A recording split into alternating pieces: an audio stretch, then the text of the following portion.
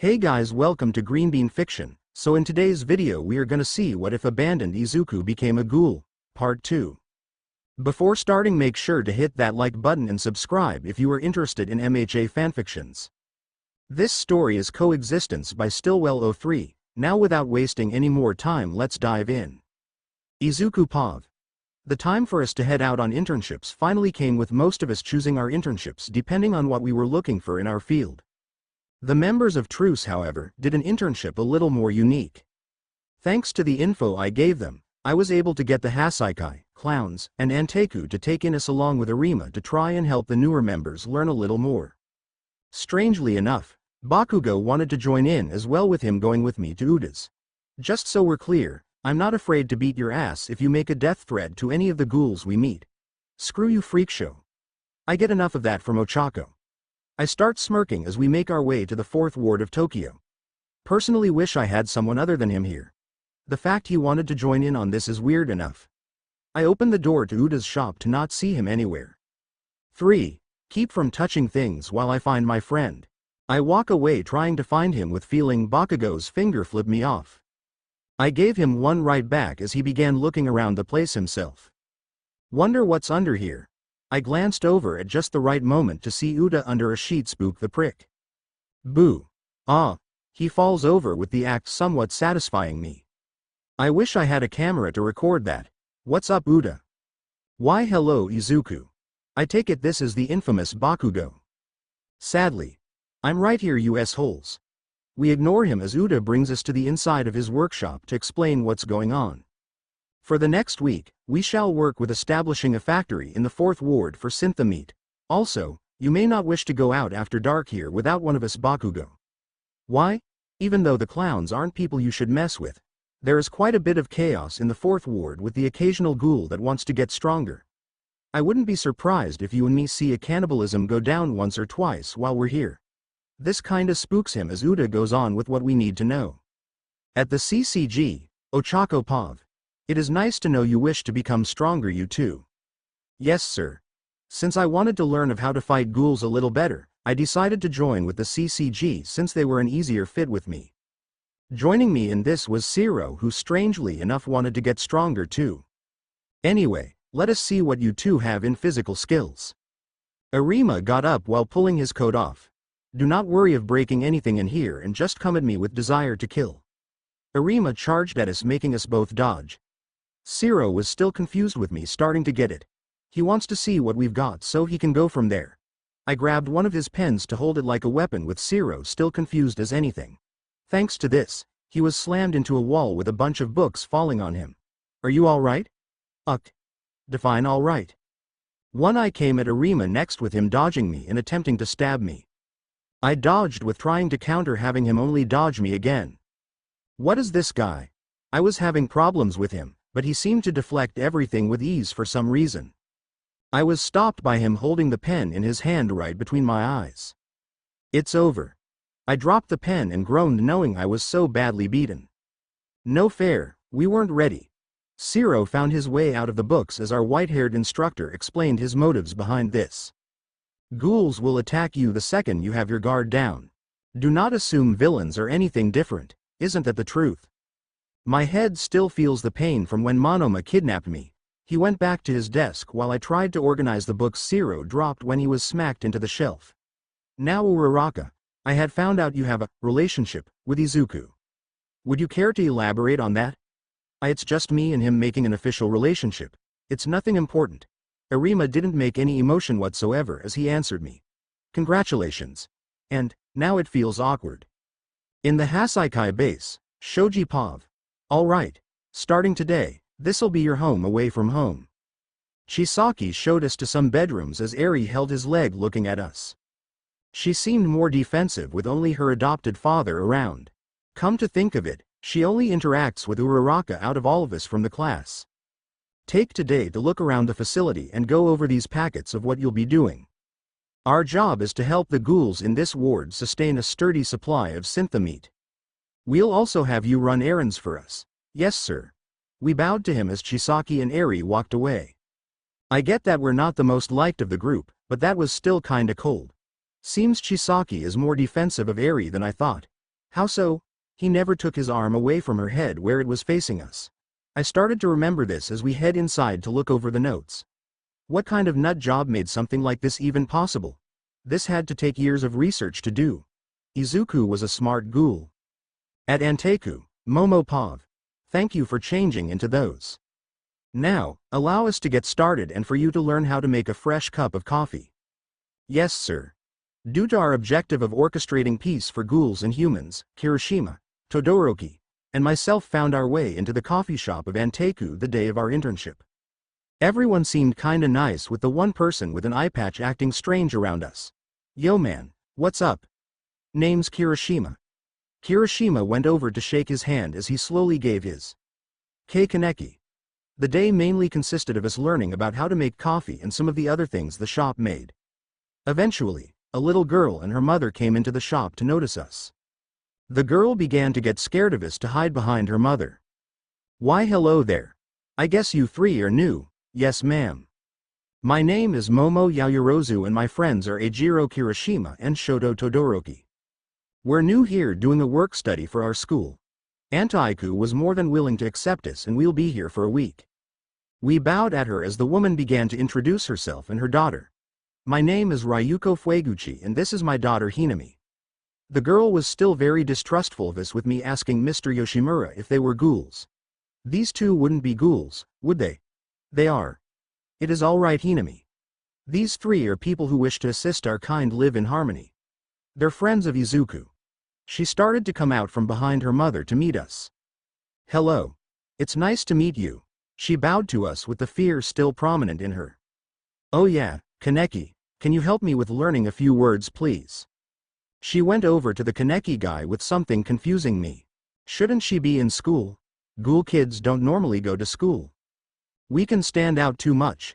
Because of that, not many of us have an education like your leader or his friend Shisaki. The girl I found out was named Tuka answered us with a little irritation in her voice. So this word here means hope, and this one means trust. Hope and trust. Kaneki and Hinami went into the back where they wouldn't bother anyone as Todoroki began speaking to Yoshimura again. Will we need some kind of disguise in order to make the ghouls here more trusting? You all will be wearing a special compound that Izuku made in order to hinder a ghoul's ability to tell whether you are human or not. Do not worry. We understood before leaving to start our day of work with them. Few hours later, Kirishima Pav. Damn that was tough. After our first shift of working at Anteku, Mr. Koma had given us all a cup of coffee as a reward for the hard work. Gotta admit. You and your friends caught on fast, thanks man. He sat down across from me before we started talking. So what brought you to Anteku? I was a problem in this ward before Yoshimura found me. How so? I started drinking my coffee as he explained. You ever heard of the devil apes? MMPH? Cough cough that's you? Yup. One day, Yoshimura came to me with the offer to do something for people. Thanks to him, myself and the rest of the guys under me do honest living while living a somewhat peaceful life. Huh, what about everyone else? Irami was the former leader of the Black Dobers with a similar situation as me. Tuka is a high school student who's not that much younger than you lot, and Yomo. I really don't know. I know he was friends with Uda back in the day and lived in the 4th ward, but I don't know much after. The Tuka girls seem to be very defensive of us, why? Koma put his coffee cup down before answering. Humans can be heartless. Even if a child is a ghoul, they're still kids. Her and her brother had to grow up quickly after their father died. Unfortunately, Ayato got into a bad crowd with Tuka at least trying to fit into human society. I didn't know what exactly he meant, but it sounded like Tuka was put through the ringer when she was little. Okay, so what about Yoshimura? He mostly keeps to himself. From what I've heard, he's a guy with a troubled past like all ghouls. The difference is, he's tight-lipped about it, but for some reason, he seems to like Izuku and Kaneki a lot. Come to think about it, he does act different around them. Who knows, maybe he had a human lover at one point. I'll take that. Koma grabbed the coffee cup as his thoughts came into my mind. A human lover. My mind went directly to Midoriya and Uraraka. I wonder if their relationship will ever be able to be shown without fear. The next day, third person Pav. It began to rain in Tokyo with Izuku and Kirishima running an errand for Anteku. As they did, they started up a conversation about some of what their hobbies are. So you like to read Sen Takatsuki's work? I've read some of her stuff, really dark. Perhaps, but it's interesting to think of things like that. She isn't afraid to push boundaries, so she does what she does. Still seems a little over the top in my mind. The two continued as a certain little girl was found running in front of them before tripping and falling. You okay? Kirishima lifted her up to realize it was Hinami. Where's your mom? Please hurry, my mom's gonna. She couldn't finish her sentence with Kaneki and Kirishima charging to find her. When they did, however, they noticed she was surrounded by CCG investigators beaten to a pulp. Kaneki, man, keep Hinami back. Kirishima had asked his coworker to do this as he covered her eyes and mouth. Both knew they could do nothing for Mrs. Fueguchi but watch this horror unfold. How sad. If you would have come quietly, you wouldn't have had to die on the streets like this. I would have taken my time dissecting you. But I can be merciful when I wish to be. So as a token of it, do you have any last words?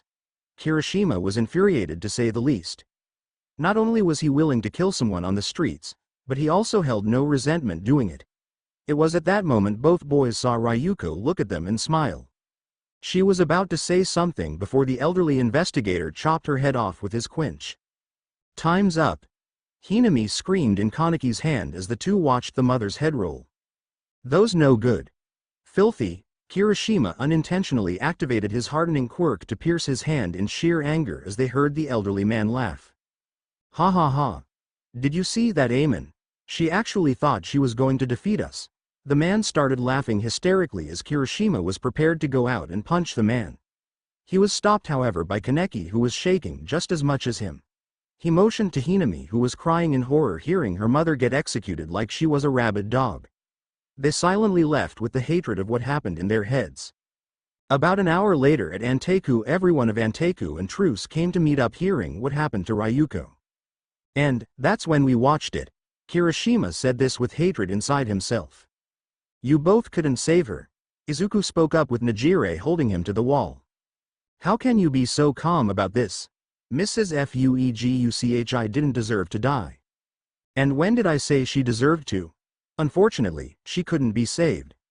She didn't deserve it, but this is what happened. Fighting each other won't change that.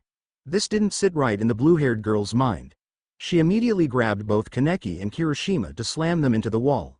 Why didn't either of you do something? Mrs. Fueguchi was a good person, so why didn't you help her? That's enough, Najire. Pointing the blame isn't going to help. Najire gave Ray a death glare before throwing both guys to the floor and walked out. I'm sorry you two had to see that. Yoshimura spoke to Kirishima and Kaneki, who held their heads down. Izuku decided to walk over to speak to them both directly. I know what you saw was hard, but that's the dark half of what us ghouls as a whole need to face. If we don't want that to happen to us, our secrets must never be revealed to the world.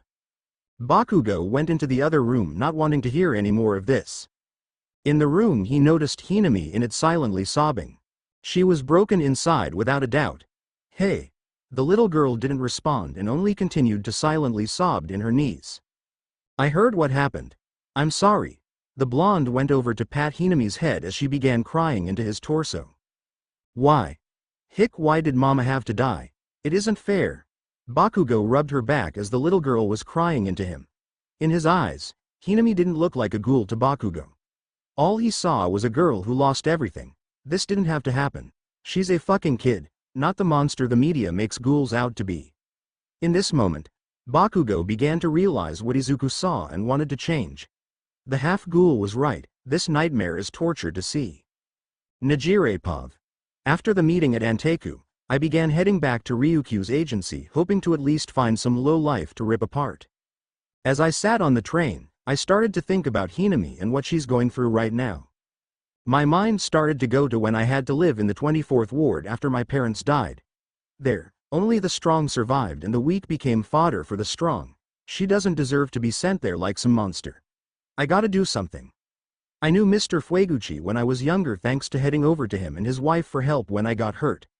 Though he was weak, he treated everyone equally and wanted to live a peaceful life for him, his wife, and Hinami, who was an infant when we first met. Once my stop came, I got off the train and began heading to Ryukyu's office. Sorry about leaving all of a sudden. Something came up. It's all right. As I walked inside, I noticed a folder on the desk with the name Torrent on it. I remained silent as Ryukyu asked. There was an incident where an investigator killed a ghoul in Tokyo. Are we getting involved? Depends. On? She got up before speaking. I know you're Torrent Najire. I didn't know how to react, so I activated my Kagoon to hold it right between her eyes. She remained perfectly still, expecting this reaction most likely. I take it I'm correct. Give me one good reason why I shouldn't butcher you here and now. Because I'm not your enemy. Heard that line said to ghouls several times who put their trust in humans. You know what happened to them? They were turned on by the very people they thought they could trust. Why should I believe you? That's a good point. Why should you? She went into her desk to pull out a picture she had. On it, it showed me taking my mask off near my apartment complex. I've known you were Torrent for over a year. This picture was taken by myself after a night patrol. So why didn't you report me? To be honest, I'm not fully sure myself. But I overheard a rumor that Endeavor's wife was a ghoul some time back. When I confronted him about this information, he said he couldn't answer with it to a point answering my question. If he would have said yes, that would have meant him and his family would be open for interrogation and even put to death. Because of this, I decided to question if ghouls really are enemies or not. Then when I met you, I began to see that you weren't giving a true smile. I wanted to learn why you had some form of hate in you, so I decided to learn as much as I could about you. Even after finding out you were Torrent, I kept looking into you, which led me to the group you know as Truce. I didn't hear any misinterpretation in her voice, so I thought she was telling the truth to some extent. What do you want? I want to learn who Torrent really is, who Najire Hado really is, and why she hates humans as much as she does. Sigh. All right. Not a kind story, so be warned about that. She sat comfortable as I began speaking. First off, I was born in the 11th ward of Hosu. There, I lived as peaceful as I could have lived as a ghoul. My father was all I had since my mother died not long after I was born to an investigator. We lived in a small apartment complex where everyone knew each other. Eventually, my father found love in a human woman. For us ghouls, falling in love with humans is hell for us because of our secret. But he took a chance and a leap of faith with her. A few days after realizing what we were, the CCG found us. My father let me escape while he held off the doves coming at us. He promised me that we'd go somewhere safe together, but he couldn't keep his promise. I watched as a dove put their disgusting quink in my father's skull. On the floor, he apologized to me, saying he wasn't strong enough. That was when the bastard who killed him slit his throat from ear to ear. I was under a dumpster in a manhole at the time, but I watched as this happened. Ryukyu was pale as she heard this. What did you do? I wasn't strong enough, so I ran away. What else could I do? I started to silently laugh before continuing. After this, I found my way into the underground tunnels of the 24th ward. There, it's either kill or be killed with me. Learning this quickly, I scavenged for any food I could while also becoming as strong as I could. Eventually, I resorted to the only way a ghoul can become stronger, which is cannibalism. I ate the corpses of the weak to become strong. As you most likely know from reports about the ward from CCG files, it's survival of the strongest, and I was going to live. I took a deep breath before continuing. After I was strong enough, I went to meet the bitch who sold me and my father out. She moved on and got knocked up by our landlord. I butchered her and everyone in that complex just out of hate. Each one of them would have said it was me and knew who I was, so they had to die. This didn't sedate my hatred for humanity as a whole, however. I began going after doves, starting with the one that killed my father and his underlings. Soon after, I began to obtain the name Torrent because of how brutally I killed investigators. I honestly got into triple digits for how many doves I butchered. I started laughing uncontrollably knowing how many heads I plucked out of humanity's saviors. When did you join Truce? 4 years ago. I was looked into by their leader Chimera. Flashback to 4 years ago, I had killed 2 first-class investigators who wanted to look for some ghouls in the 9th ward of Tokyo at the time. I looked up when I heard a clap. Nicely done, Torrent. That was quite the show. He jumped down to look at the bodies while smiling. The part when you had their quinks lodged in their necks was poetic justice at its finest. I couldn't have done a better job myself. I knew off the bat he wasn't exactly happy, so I was blunt with him. Who the fuck are you? Chimera. The one-eyed Chimera. But you can call me boss. Huh. The day I take orders from someone is the day my clock runs out. I started walking away before a detached Kagoon comes up from the ground. Don't want to hear what I have to say? Watch who you mess with, kid. You may end up the one in the grave. There was a silence before Chimera finally broke it. You think you can kill me? Ah ha ha ha ha ha ha ha. That's funny. He started laughing uncontrollably on the floor, holding his side for this to now anger me. Stop laughing. That's rich. You honestly think you can do what even my bastard father couldn't? He slowly stopped before standing up to smile at me. You don't know who you're messing with, and you do? Why yes. I'm messing with a little girl that was abandoned because her daddy wasn't strong enough. You grew up thinking the strong are the ones who eat the weak and that humans are so beneath us that killing them is almost a waste of time. The fact he knew about my past made me activate my Kagoon to slice his head off. All bark and no bite. Figured. Now that's just mean. I glanced over to see his head reconnect with his Kagoon reattaching while cracking his neck like nothing ever happened. How did you? I can't die that easily. In fear of what this guy can do, I started slashing his body apart. Ripping flesh, organ, even bone. He fell to the ground completely mangled up with his body looking more like a wad of meat instead of the being that once stood. I'd like to see you survive from that.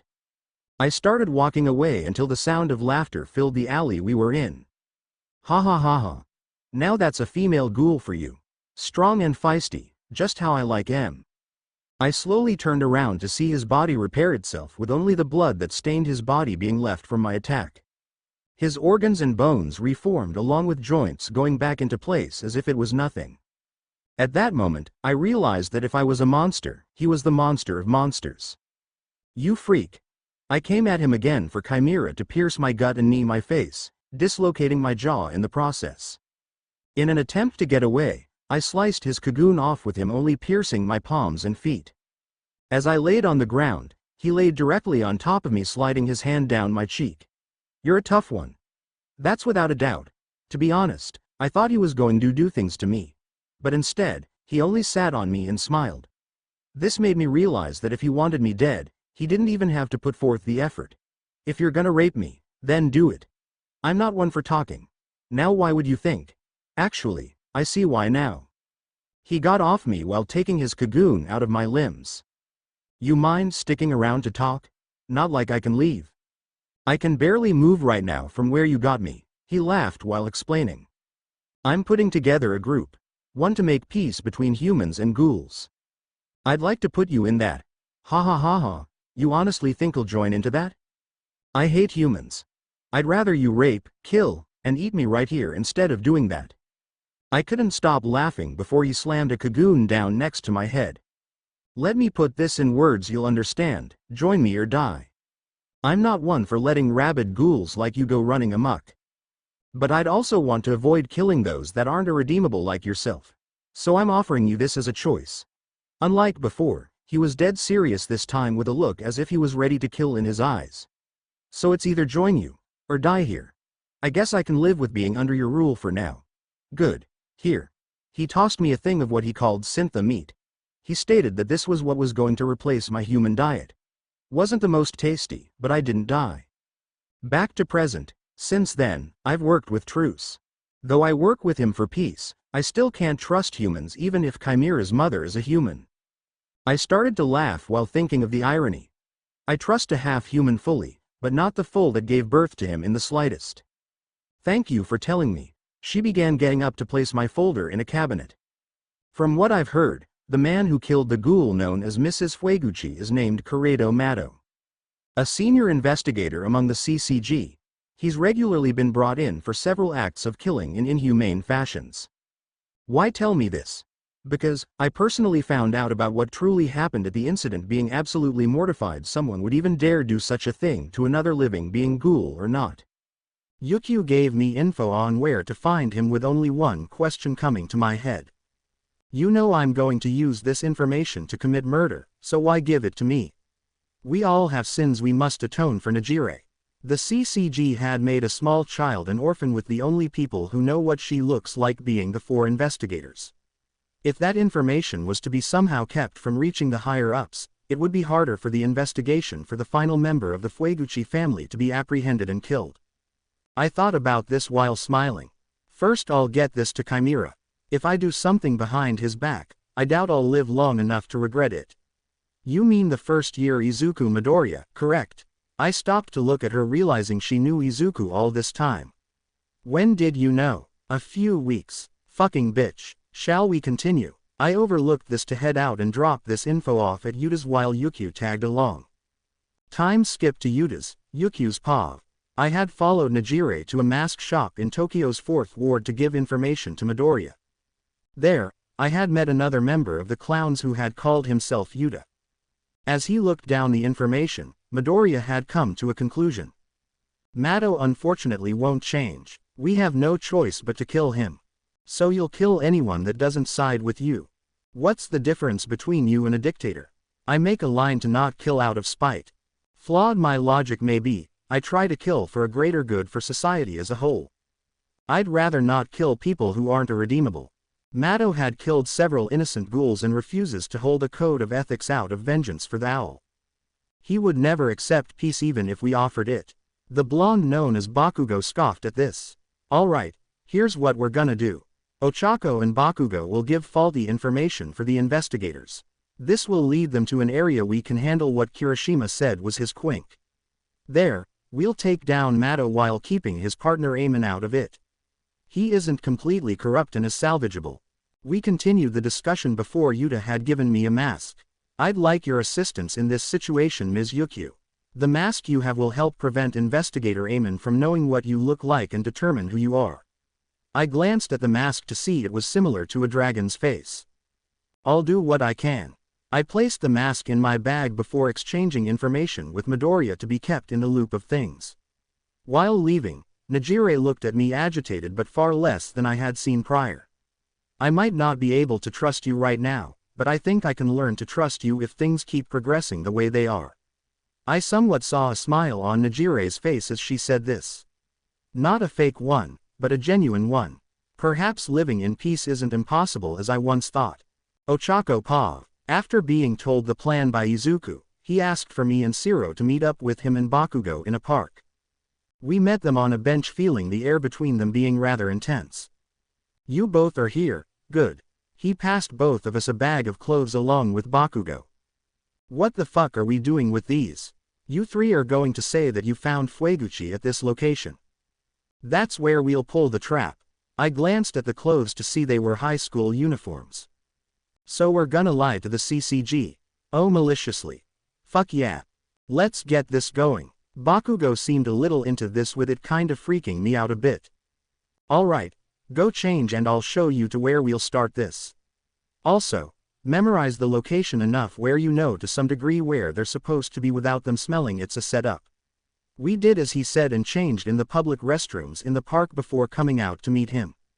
To help disguise us a bit more, Izuku put my hair in pigtails and gave me thick fake glasses, along with giving Bakugo a wig and Siro rubber band to put his hair in a ponytail. Let's go. 1. As we approached the CCG gate, Izuku walked away saying this was as far as he could go right now. Remember, be careful what you say. He gave us a final statement as we walked inside. We went right to the front counter to speak with the woman there about our lead for them. Hello, how can I help you? Hi, we have some info on someone we think is a ghoul. Oh, why thank you for pointing this out. Allow me to bring you inside so we can discuss this. We walked through giant metal scanners with the woman being rather calm when we came out. Now that we can determine you aren't ghouls, let's begin. So those things tell if we're ghouls or not? Why yes sir. If you were a ghoul, that would have beeped and sounded an investigator to rid us of you. Seems a bit barbaric if you ask me of how that was said. Siro mentioned this for the woman to give almost an oblivious face as if she doesn't understand. Why would it? We'd only be killing ghouls. Their existence is a damnation to us anyway, we'd be doing a favor to humanity. The way she stated this sent a shiver down all our spines, knowing how dark she was about bluntly killing ghouls. Now I get how Izuku says the CCG doesn't look at ghouls as people. 4. As we sat down, we introduced ourselves and what we saw. My name is Kaya, and these are my two friends Nada and Douche. I had to hold in a laugh while saying Bakugo's fake name. Anyway, we saw this little girl in this sewer area below a bridge. She seemed kinda sad before we saw the weird eyes that kinda gave me an understanding that we saw a ghoul kid. Why thank you, we'll pass this along to the investigators and they'll see about determining if it's true or not. Thank you. We got up to walk away as I wanted nothing more than to escape this horrible place knowing what these people thought about Izuku and everyone else in Truce is nothing more than monsters. Once we got out, we noticed Izuku by the side watching with Tuka and Kaneki beside him. How'd it go? Info's there. Alright, let's return the uniforms and talk about our next move. We started to walk away when I noticed Tuka hold her arm. What happened? This one thought it was smart to go after the doves. If they lost their main group of investigators that handled this, Hinami wouldn't have to worry. And you damn this entire ward. The only person who got a good look at Hinami was Mado. You killed a lower level investigator. You needed to take down the man leading it to put it on hold. Now the 20th ward is deemed dangerous cause you wanted to act on your own accord. Chances are, they'll send 2 more doves to replace the one you killed. You should have thought this through Tuka instead of going after them alone. We walked in silence after this with us returning the uniforms and leaving to Yukyu's agency to talk about the next course of action. Later that evening, third-person POV. Time had passed with Izuku placing the final steps to the plan at Anteku. The way things were supposed to play out was Izuku would kill Mado when he'd be in the area while Tuka, Nejire, Yukyu, Ochako, and Bakugo held his first-class companion Amon back.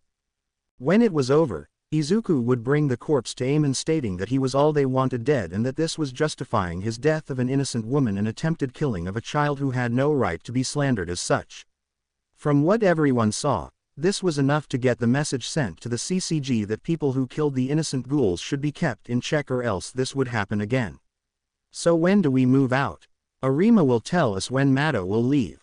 Until then, we wait. Guys, have any of you seen Hinami?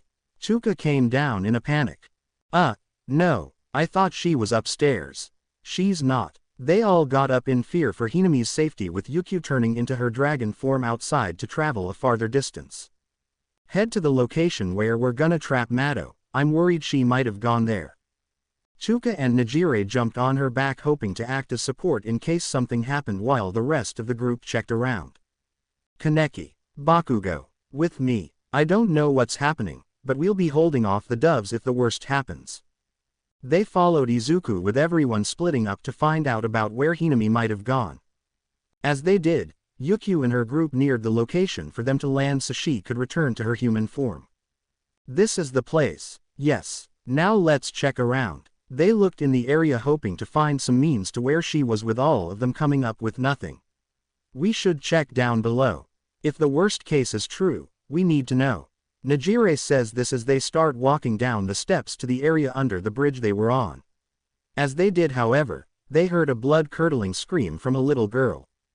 In fear, they ran to the location noticing Hinami. She was curled up in a ball crying breaking all their hearts. Hinami, you gave us a scare there. Tuka and Nejire walked closer with Yukyu noticing something in her hands. Sweetie, what's that in your hands? The 2 girls next to her looked closer to feel all the color in their faces leave them. It's Mommy's. She was holding the severed hand of her diseased mother in her arms. Who would do something so sick and put it here? It would appear I have captured more than just one rat in my trap. Do you like the gift, little girl? They all looked over to notice Mado standing at the entrance. Tuka and Nejire were enraged to the point they activated their Kakugans active. It would appear I have also found a hero that collaborates with ghouls, this is a shame. Don't give me your lectures. What right do you have taking a child's mother away from her and torment her by giving the hand of her mother? Question mark. Perhaps ghouls may be monsters, but you're no different than the monsters you make them out to be. Mado only laughed at this as he pulled his quink out. How adorable, a hero trying to place moral politics on a bunch of bloodthirsty monsters. I've always wanted to kill one of your kind. He began striking with the three dodging to attack him. What now, you two? Time to avenge Mrs. Fueguchi and every innocent ghoul this monster's killed. Meanwhile near the location, investigator Eamon had began running to the area before being blocked by Izuku, Kaneki, and Bakugo. Each had a mask on with Izuku wearing his original clown mask and Bakugo wearing a skull mask. They all had their hoods up to make their hair be hidden. We're not gonna let you pass. Seems you ghouls stick together. I guess monsters only find comfort among their own kind. You can call us monsters, but that man you take orders from is the bigger monster among us. Eamon brought his quink out while pointing it at the three. This is your last chance, get out of my way or die. I'm done hearing all this bullshit. If this shithead is gonna play the Dark Knight, I'm gonna show him who he's messing with. Bakugo ran at Eamon with his quink striking the blonde. He nearly missed before Bakugo ran up the weapon to punch the dove in the face. What right do you doves think you have killing innocent people? The punch was caught before Bakugo was kneed in the stomach. Like your kind are the ones to judge. Kaneki came at Eamon next, getting hit in the stomach by his quink. The black-haired boy was sent into the railing near them before Eamon attempted to bash his head in. Bakugo prevented this by tackling Eamon, forcing his attention to be on the blonde. He slammed his quink into his arm, breaking the bone in the process. He fell to his knees feeling this with Eamon questioning. You're human. He was tackled yet again by Kaneki, who he slammed into the ground before stomping on his stomach, forcing all air out of the half-ghoul. Why is a human protecting ghouls? They kill people. They even killed a good man the other day. Why would you defend them? ? Bakugo heard this to only laugh. He laughed with the obvious pain in his arm being known. You're right, why should I? I've known a ghoul that took someone I wanted to make my woman, made her into a vicious fighter, showed her absolute hell, and I get shit from him making jokes about corking her. To be honest, I should hate ghouls. But that little girl, the one you and your partner are looking for. Her and her mother never did anything to ask for this. All they wanted to do was live lives that were guilt-free even though they couldn't. So why do they have to die? If this happened to them and they were human, would be deemed a tragedy. Why is it different if they're ghouls who don't want to worry about anything but living through this life together? Eamon didn't like this answer to hold his quink at Bakugo's head. Because it's those sick ghouls that cause harm for people like us. Because of the likes of them, this world is sick. Humans also harm other humans. Ghouls have to feed on humans to live, humans kill ghouls in retaliation, then ghouls kill us holes in retaliation. Where's this cycle end? Bakugo stood up with his arm obviously bleeding. You're right, there are evil ghouls out there. But saying that all ghouls are evil is the same as saying all humans including serial killers are good. Enough. Just stay down. Kaneki began hearing this understanding as well. This world is messed up, you're right. But it's not just one side that makes it sick, it's everyone that hurts and kills in this world. He began unzipping his mask to reveal his mouth. I can't do it alone, so show me what you can do, Rise. He ran at Eamon while taking a bite out of his shoulder. As he did this, Kaneki began revealing a Kagun similar to Rise's. You may want to sit by me, Skull. I don't think he's playing around anymore. Bakugo walked over to Izuku as he put his arm into place before making a splint for Bakugo's broken arm. Thanks. Now comes something I'm curious about. They watched as Kaneki began fighting Eamon alone. With the girls. Yes. Dance, you insects. Run around like flies. Mado had attacked the three with them outsmarting him and trapping his quink by the beams supporting the bridge. Take this. Chuka came at the elderly investigator to send him into a wall with a kick. He got back up to only have Najire do a similar act by punching him in the face. This is for Hinami. As he sat there, both girls looked down at him struggling to get up. Do you understand the pain now? Being hunted for just existing. It's a nightmare above everything. We never chose to be this way, so why are we punished? Why is it when we die, nobody cares?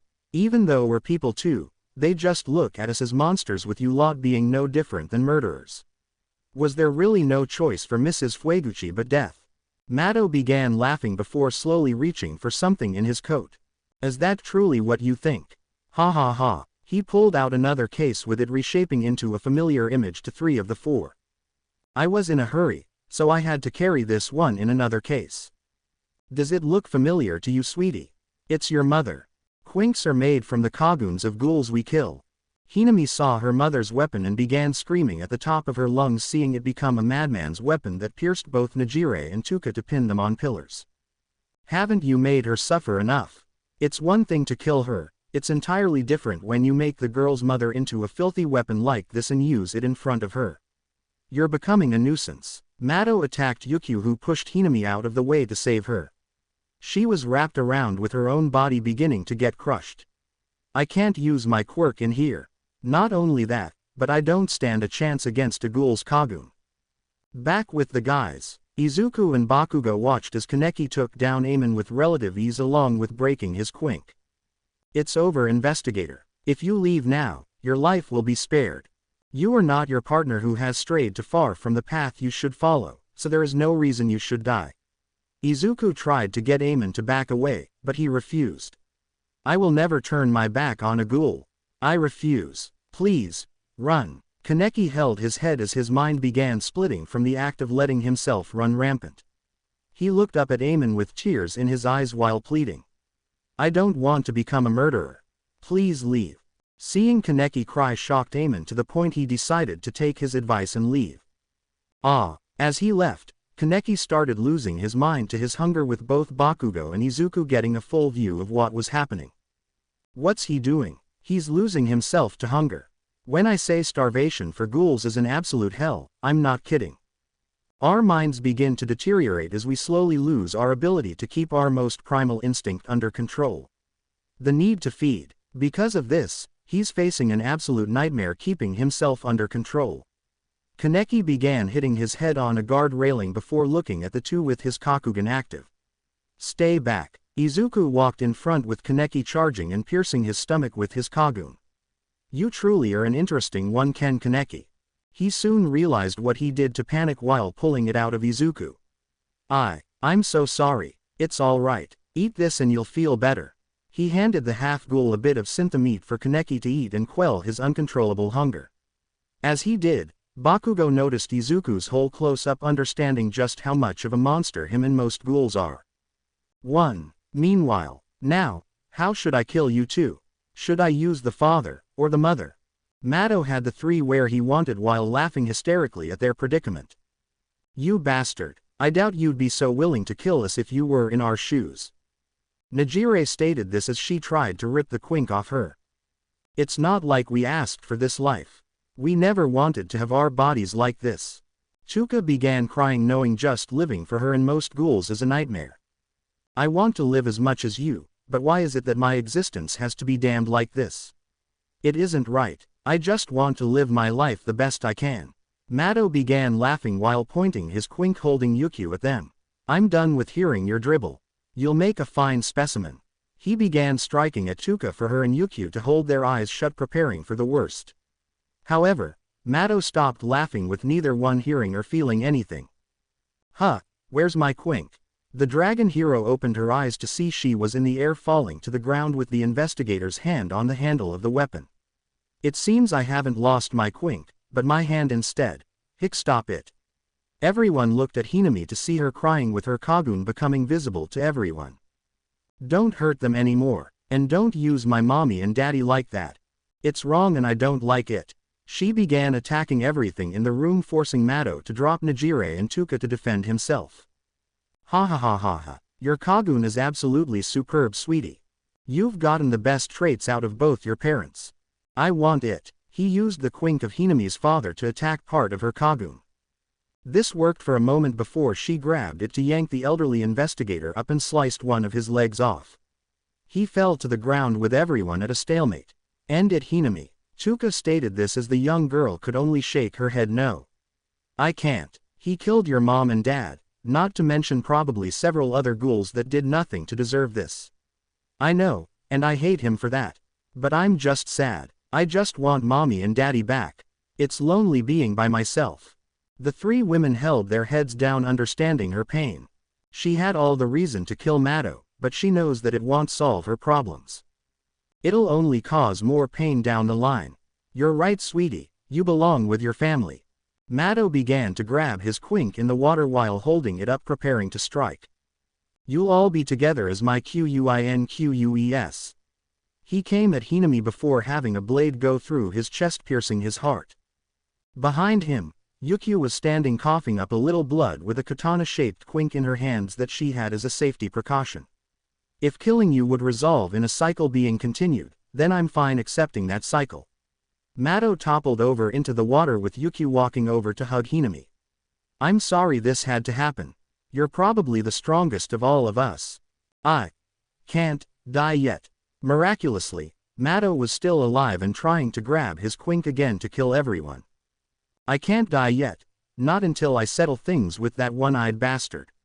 I can't. He finally succumbed to blood loss with the nightmare finally ending.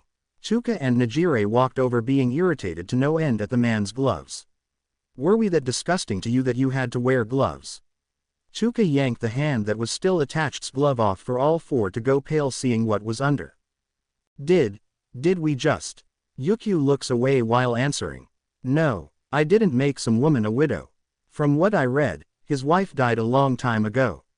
However, I did take a woman's father away from her. Ochako Pav. After the incident with the investigators, Mr. Arima thought it was best for Siro and me to meet someone in Cochlea. Welcome to Cochlea, the CCG's containment facility for ghouls we capture alive. Here, we hold ghouls that have information and or are too difficult to kill without weakening them enough. So this place is kinda like a final destination or something for ghouls. Yes, Siro. We began taking an elevator down to some of the lower levels as were explained how the site is handled. From what I got, ghouls are held in certain locations depending on how dangerous they are. The ghouls that are C or B class that aren't really troublemakers are held near the top, while ghouls of S or higher ranks are held closer near the bottom where the eradication area is held. So this is the place Todoroki's mom was held up in for 15 years. When the elevator stopped, the door opened to a freezing cold room that nipped me to the bone. Why is it so cold here? It's to prevent the prisoners to respond as well as they could. I began walking towards a glass window while Mr. Arima explained the facility more to Siro. I looked through to see some movement. I tried to look closer before someone banged their head on the wall from the other side. If it isn't the flasher from the USJ. How fun it is to see you again. I jumped back seeing Izuku's father as he laughs at my reaction. Isn't that Chimera? Siro was rather surprised he was here while Mr. Arima helped me to my feet.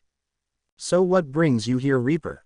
Come to gloat in my darling little monster of a son's place. Izuku is nothing like you. Don't you dare call him your son after what you've done. Oh, someone likes my son. Tell me, sweetie, how much fun do you and him have in a bedroom? He started laughing before Mr. Arima snacked the screen getting him to shut up. We are here to talk, not proclaim profanity to aid your sadistic mind. Now tell us, where is Aogiri Tree's heads and when will they meet again?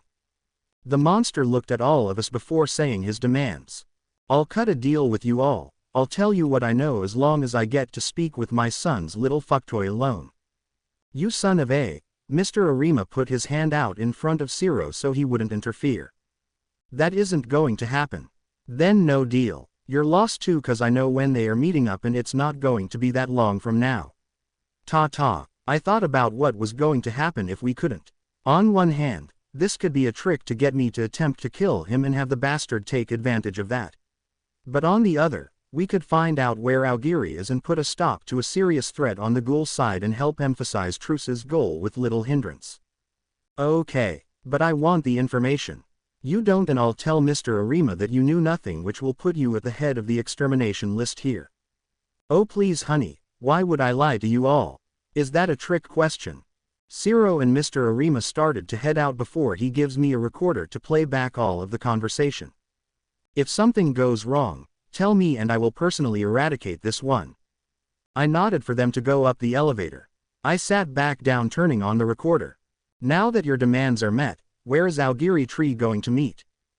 I could tell you right now, but I'm losing the desire to say anything to those I don't trust. Fine, what do I need to do in order to have you talk? He smiled at me in a sickening way. Tell me, How is Izuku and Inko after the USJ?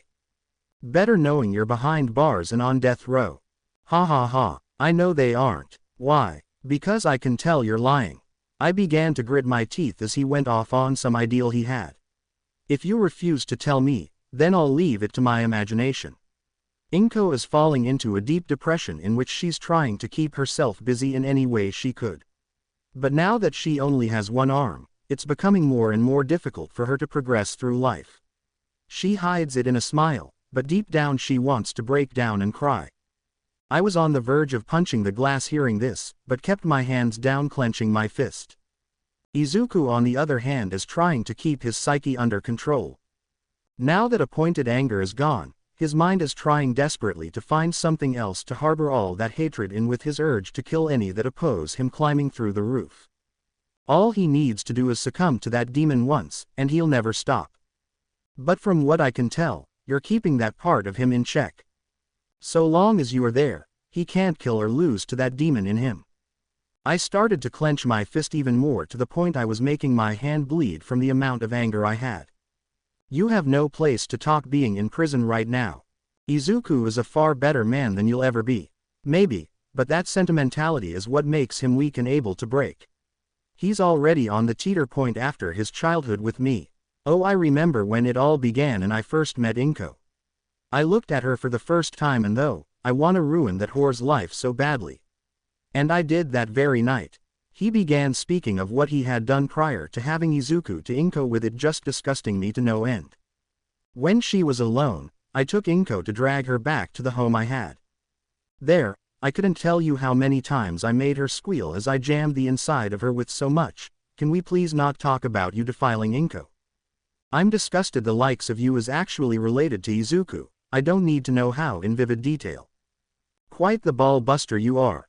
I wonder if you're that feisty in bed with Izuku. Keep him out of this." He started laughing while asking why. Now why would that be a problem? I turned him into the bloodthirsty weapon that will kill anything he chooses myself. And he has issues now because of it. Oh, does he? Did he tell you what I did? Enough to know you're a psychopath. Hisashi smiled at me before continuing. It's a shame though you couldn't hear him whimper and cry as a kid. Ever since Izuku was 4, I helped make him into the most ruthless monster possible. I'd spend days down in that basement ripping and snapping his fingers and toes off. After, I'd bust the bones in his hand and feet and tear them out piece by painful piece before slicing the limb off. When he would start losing consciousness, I'd throw a centipede in his earlobe to gnaw at his brain, keeping him awake from the pain. He would dance around and stomp, causing splashes of blood from his open wounds from his feet to gush everywhere, painting the floor red with his blood. I wanted to vomit hearing this, but I knew this wouldn't help. Oh, but when it came to feeding him Ghoul for the first time, I still get a kick from watching him squirm. I would force feed him his own limbs that I sliced off before to watch as he became similar to a monster. One day when he was 7 though, I had him choose between a loving mother and her darling little girl who to kill and eat. He begged and pleaded with me to leave the two alone, but he had to make a decision. He didn't. A smile crept on Hisashi's face as he continued. Since he refused to tell me, I held both by their necks, choking the life out of them. I told him to say who to live or else they'd both die. He cried and begged for me to stop it as he saw the eyes of both sluts roll up and show them dead. When that happened, Izuku had to be punished. You cannot go through this world without choosing who profits and who doesn't from a decision in your mind, so he had to suffer for it. I pulled him over to an Iron Maiden to lock him inside it for a few days. When he finally got out, there were definitely holes in his ideals. He began laughing with my blood dripping down to stain my hero costume. Sadly, all good things came to an end with the CCG finding me when Izuku was 14. So as any normal ghoul would do, I packed my stuff up and walked out. Though I did tip off a few investigators about a boy that was a ghoul living with a woman who looked like his mother.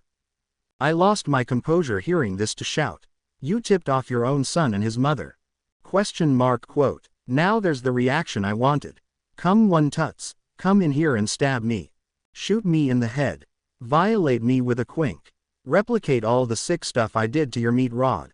I was on the verge of pulling my quink out before remembering Izuku's words about the basement. He left it as is to remind himself of where he started and why he does what he does. I place my weapon back before sitting calmly down again. Would you like to continue? Sigh Killjoy. Anyway, my son had special class investigators attack him with them dying to him. You should have seen it, the way he was when I witnessed him activate his Kakuja for the first time. It still sends shivers down my spine watching him rip the investigator's limb from limb. When he was all finished, I saw only a piece of an investigator on one side, another piece of a different on the other, a few fingers and eyeballs scattered, but the best was when Izuku ate the core of the weapons. Wait, he ate the quinks. The Kakuho to be precise, but yes. As ghouls become stronger the more RC cells we have. This I know. When a ghoul consumes the RC cells of another ghoul, there's a possibility that the ghoul can create a different Kagun that defies normal ones and creates a Kakuja. You're smart girl, you should get a gold star from remembering that. Enough, just keep going so I can be done with this. He began thinking before continuing his story. After obtaining a first-hand experience with this, I decided to play a little personality swap with my son. I stole his original mask to cause some hell for people. This was fun, nobody knew it was me and I just butchered all the doves I could in areas along with the headquarters in the wards I rampaged in. And without the CCG, nobody could stand against me. He seemed rather confident in this thought until I poked a hole through it. Even though Izuku crumbled everything you wanted to control, I'll admit I may not have survived if Izuku was the way he should have been, but he will fall to his demons and search me out to finish the job. That won't happen. Hisashi began looking at me seriously while speaking. Do you honestly believe he can keep his madness at bay? He's spent years falling to the level 1 and only has a paper-thin line between the way he is now and what I am. The second that line wavers, the madness inside will consume him and become an unparalleled force of death and destruction. You've seen what he's capable of to know that he could become a monster among monsters if left to his own accord. What hope does a woman like you have to stop something like that? He'll swallow you whole if he turned into that. I bet you taste sweet like candy to you humans. He held a smirk while I began to understand something about what he said. You're right, Izuku has the power to change this world and make it kneel. But unlike what you think, he's using it to better the world. He can't forget his past, but will press forward using it as motivation instead of a pivotal point for madness like you believe. Now if you're done enjoying your walk down memory lane, I want that info about Aogiri. I guess there's no helping it. They'll meet in on the 8th of June at 11 p.m. in the 11th ward. Exact location. He started to give coordinates for me to get up and start shutting off the recording. Thank you very much. Enjoy your time in this freezing cold cell where you belong. I started walking away with Hisashi giving 2 more bits of information. If you're going to have a baby with my monster of a son, get used to the taste of human flesh now. Inko constantly vomited it up in the beginning, forcing me to shove more down regularly. I flipped him off before pressing the button for the elevator. Also, from one center stage player to another, be wary of who you place trust into. Some play your center stage for their own benefits.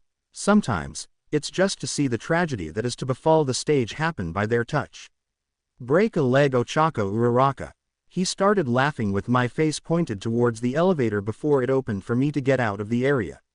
As it shut and went up, I began punching the side of the elevator, angered to no end what I heard. Fucking psycho. Third person POV. Hisashi sat satisfied in his chair humming before speaking. What do you think of the replaced Clown King? A voice of a man that was in the next cell over spoke up. He seems to be setting up quite a show. The Reaper, the Owl, the CCG, the Washu, the Clowns, and this so-called Truce. Quite the show they'll put on. I wonder who will hold the role of the group that plays the tragedy role in this. Both men began to laugh, thinking of what was going on beyond the prison walls. That is the joy of these shows, you never know what's going to happen. Perhaps when a breakout comes, you and I shall be free to watch from the side and see the story unfold ourselves. I like the way you think, Hisashi, but what of the tale of your son? Certainly you of all people wouldn't just sit back and allow him to have the satisfaction of you being in here thanks to him. Hisashi smiled sickeningly as he answered. Who said we were only going to watch? I have full plans to make him aware that he should have never done what he did and give a second chance to become the monster he should have been. This time, however, his little whore won't stand in the way. You truly are a crazy bastard, Chimera. Perhaps that is why I can deal with you, priest, or would you rather me call you Donato Porpora? The man in the cell over smiled. Well, I guess we'll have to wait patiently until the fun happens. The excitement is giving me shivers.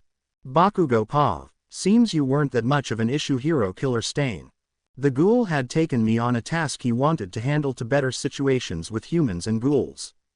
For this, we traveled to Hosu City where we ran into the hero killer. Why is a ghoul helping humans? Because it's the right thing to do. Skullhead, check native to see if he's hurt. I ran over to see only a single cut. It doesn't seem like much. Just some kind of cut. So it's cause of your quirk, huh? Impressive. The ghoul threw Stain across the alley into the wall to knock him out and impale him into the concrete. Once the villain was unconscious, the ghoul started taking his weapons away with his kagun before making some kind of rope out of his body. This is RC rope. A personal invention of mine. Good for handling villains like these. I was past this to feel the awkward warmth still. Tie him up. Don't tell me what to do. I walked over to tie the villain up with there being no issue at all. When I got up though, I noticed 4 eyes in the alley. What happened here? Kid, get away. These two are ghouls. Native started shouting this while the ghoul started to act like his suave son of a bitch version. Hello hero, my name is Chimera. A pleasure. He bowed with 4 eyes who was clueless what's going on. For reasons we wished to point out, the hero killer is taken down by us in the name of peaceful coexistence between ghouls and humans. So I want you both to say this. The man that defeated the hero killer tonight was the SSS class Chimera, who was the leader of the organization that wishes for a peaceful relationship between humans and ghouls called Truce defeated him. Farewell. He turned away while motioning me to follow him. Wait, why are you with them? I assumed he was talking about me to the point I turned and answered. Does it make a fucking difference that I wanna do some good shit in this world? Once out of their vision, the ghoul grabbed me to jump from building to building until meeting Iida in his no-face mask and the head of what looked like a monster with its brain sticking out in his hands. How did it go? Stain's no longer an issue and I gave a hero in training a message who did the deed. Our name's getting out there. The ghoul notices the head before asking about it. Looks like you had fun. This creature wanted to harm a bullet train. It didn't seem at all human anymore with 2 others attacking. Endeavor and Frostbite took care of them. I guess we should call it a night then. Good thing too, Ochako wants me to meet her parents tomorrow. The mention of the Urarakas raised my interest. So you're meeting her parents now. Good luck with that, her old man hated me. Good thing I'm not you then. What was that? Iida started to laugh a bit to anger me even more. What's so funny, tattoo freak?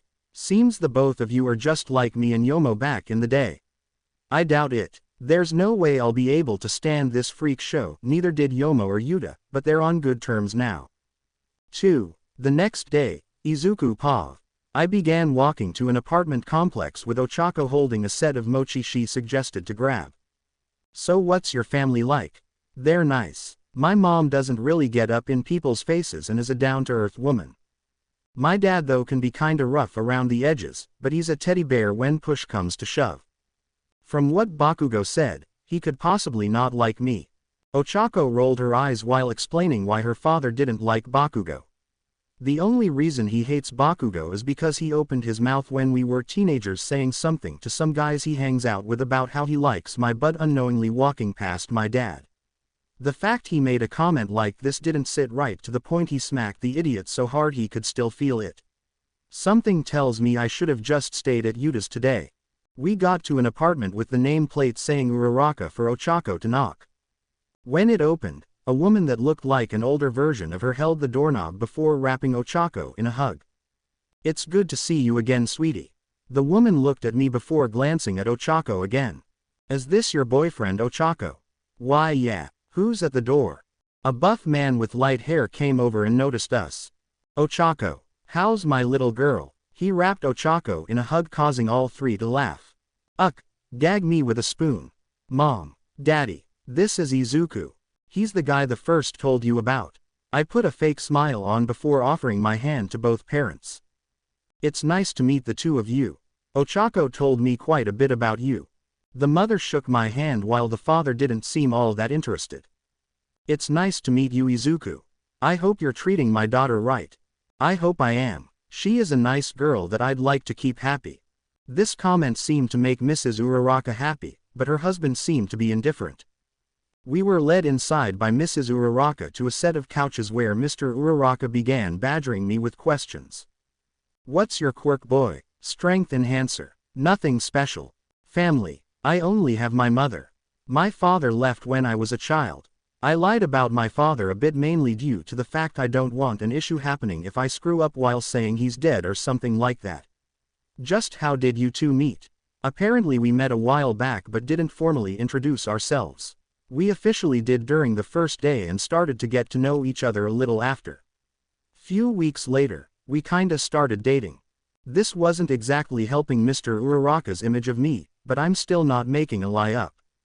Here you both go. Mrs. Uraraka gave us some coffee before seeing some scars on Ochako's hands. Ochako, what happened to your hands? They're full of scars. Mr. Uraraka's eyes went to them before scowling at me. Training is somewhat difficult for us since we need to be cautious of ghouls as well. One was an accident where I had my hands stuck with some wire around them. No long-term damage on them, but the scars are a little nasty. Ochako lied about this to some degree, with her father continuing to glare at me.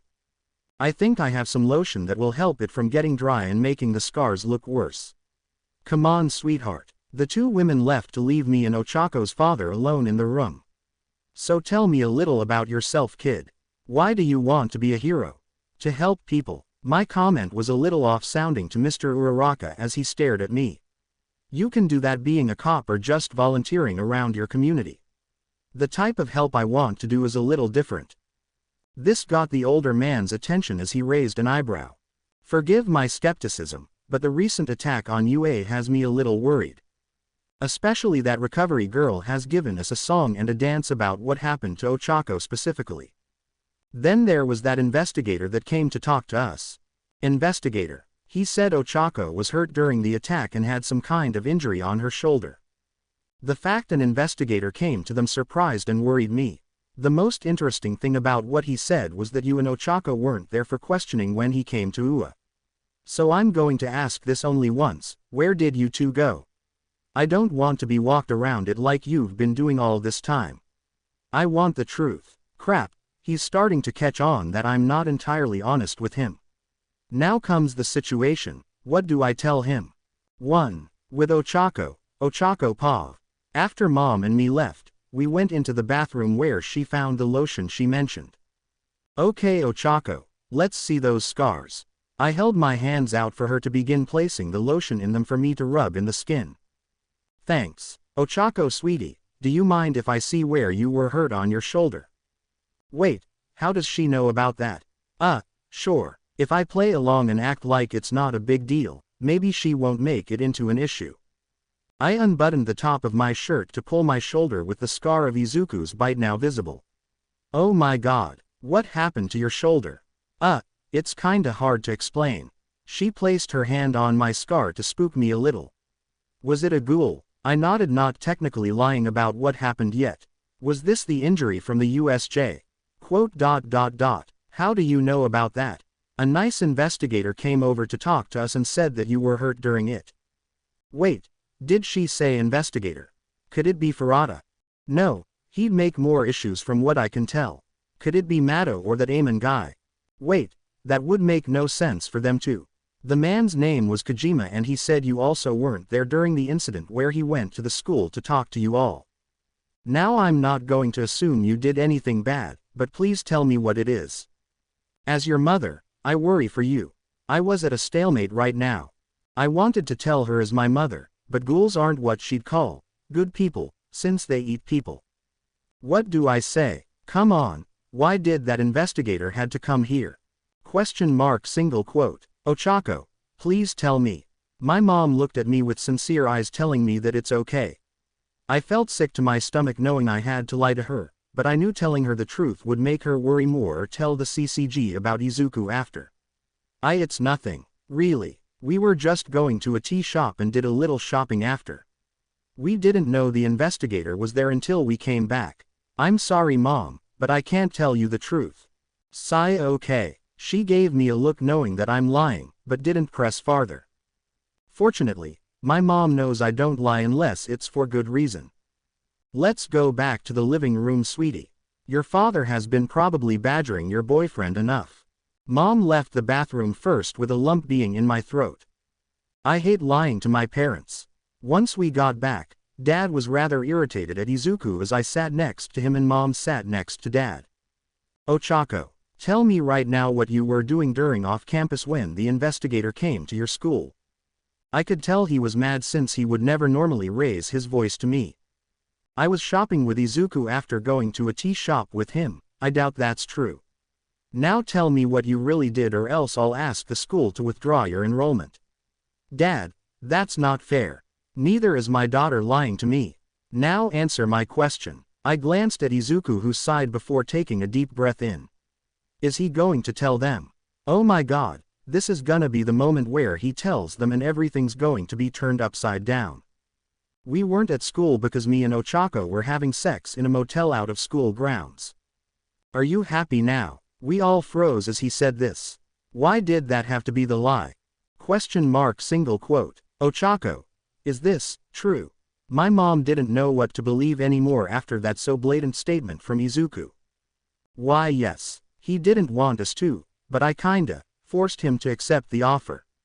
You took my daughter's innocence. Dad was ready to beat Izuku to a pulp before Mom stopped him. I think you've troubled the two enough, honey. She looked at Dad with the image of an Oni behind her. Leave it to Mom to stop Dad. Over the years when Dad would be a little too protective, Mom would stop him and show a monster inside her. Simple enough. Dad doesn't mess with Mom in this situation. Sorry for the interrogation, kid. Dad started to place Izuku down for him to not take it too seriously.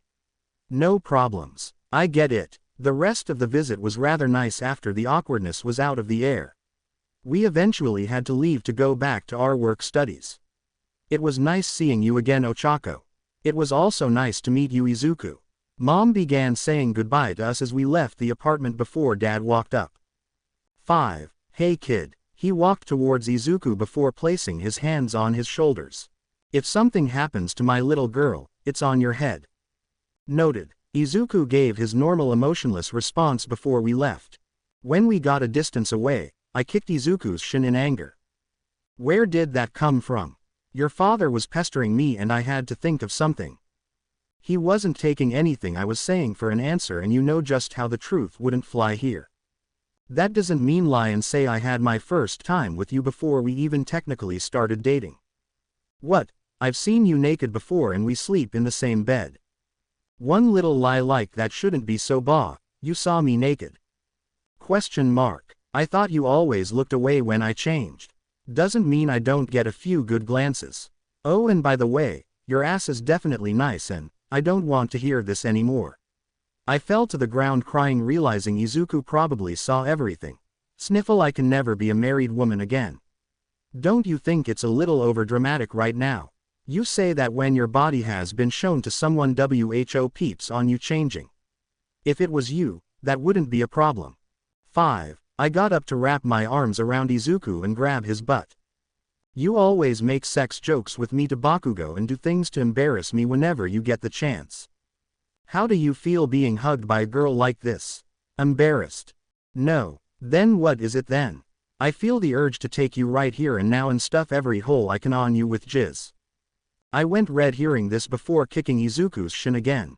What are you, a horny monkey? No. People like me don't live long, so we normally have put a bun in someone we love's oven by the time we're 30. Most of the people like me don't live past our 40s. I didn't say anything else as we kept walking. The thought of having sex with Izuku did cross my head, with the image being nice. Please don't tell me his perverseness is rubbing off on me. 9. Meanwhile, in an unknown hospital, third person Pav. Is she going to be okay, doctor? A woman that had snakes in her hair asked as she glanced at a young woman in a room on a respirator in a bed. She'll be fine, Uwabami. We were able to save her by transplanting some donor organs inside her. She should wake up today or tomorrow. Thank you, Dr. Kano. The two left to let the woman in the room rest a little more in peace. In the bed held a girl with orange hair who was the same age as the first years of Uwa. This girl was Itsuka Kendo of Class B.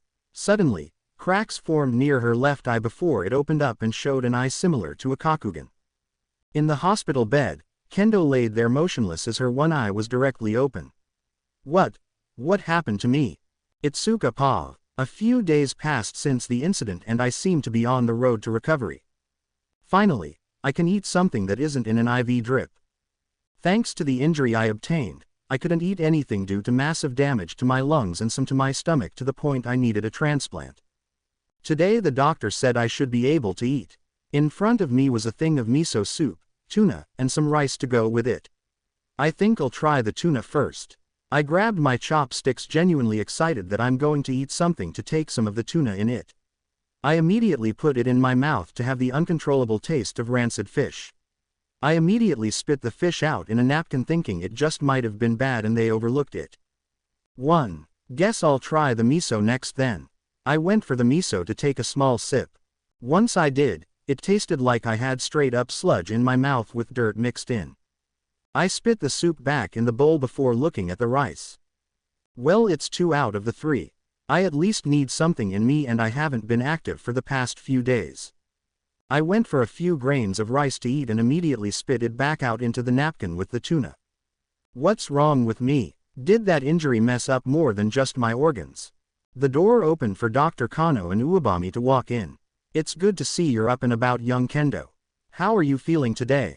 Okay. Nothing too bad that you need to worry over.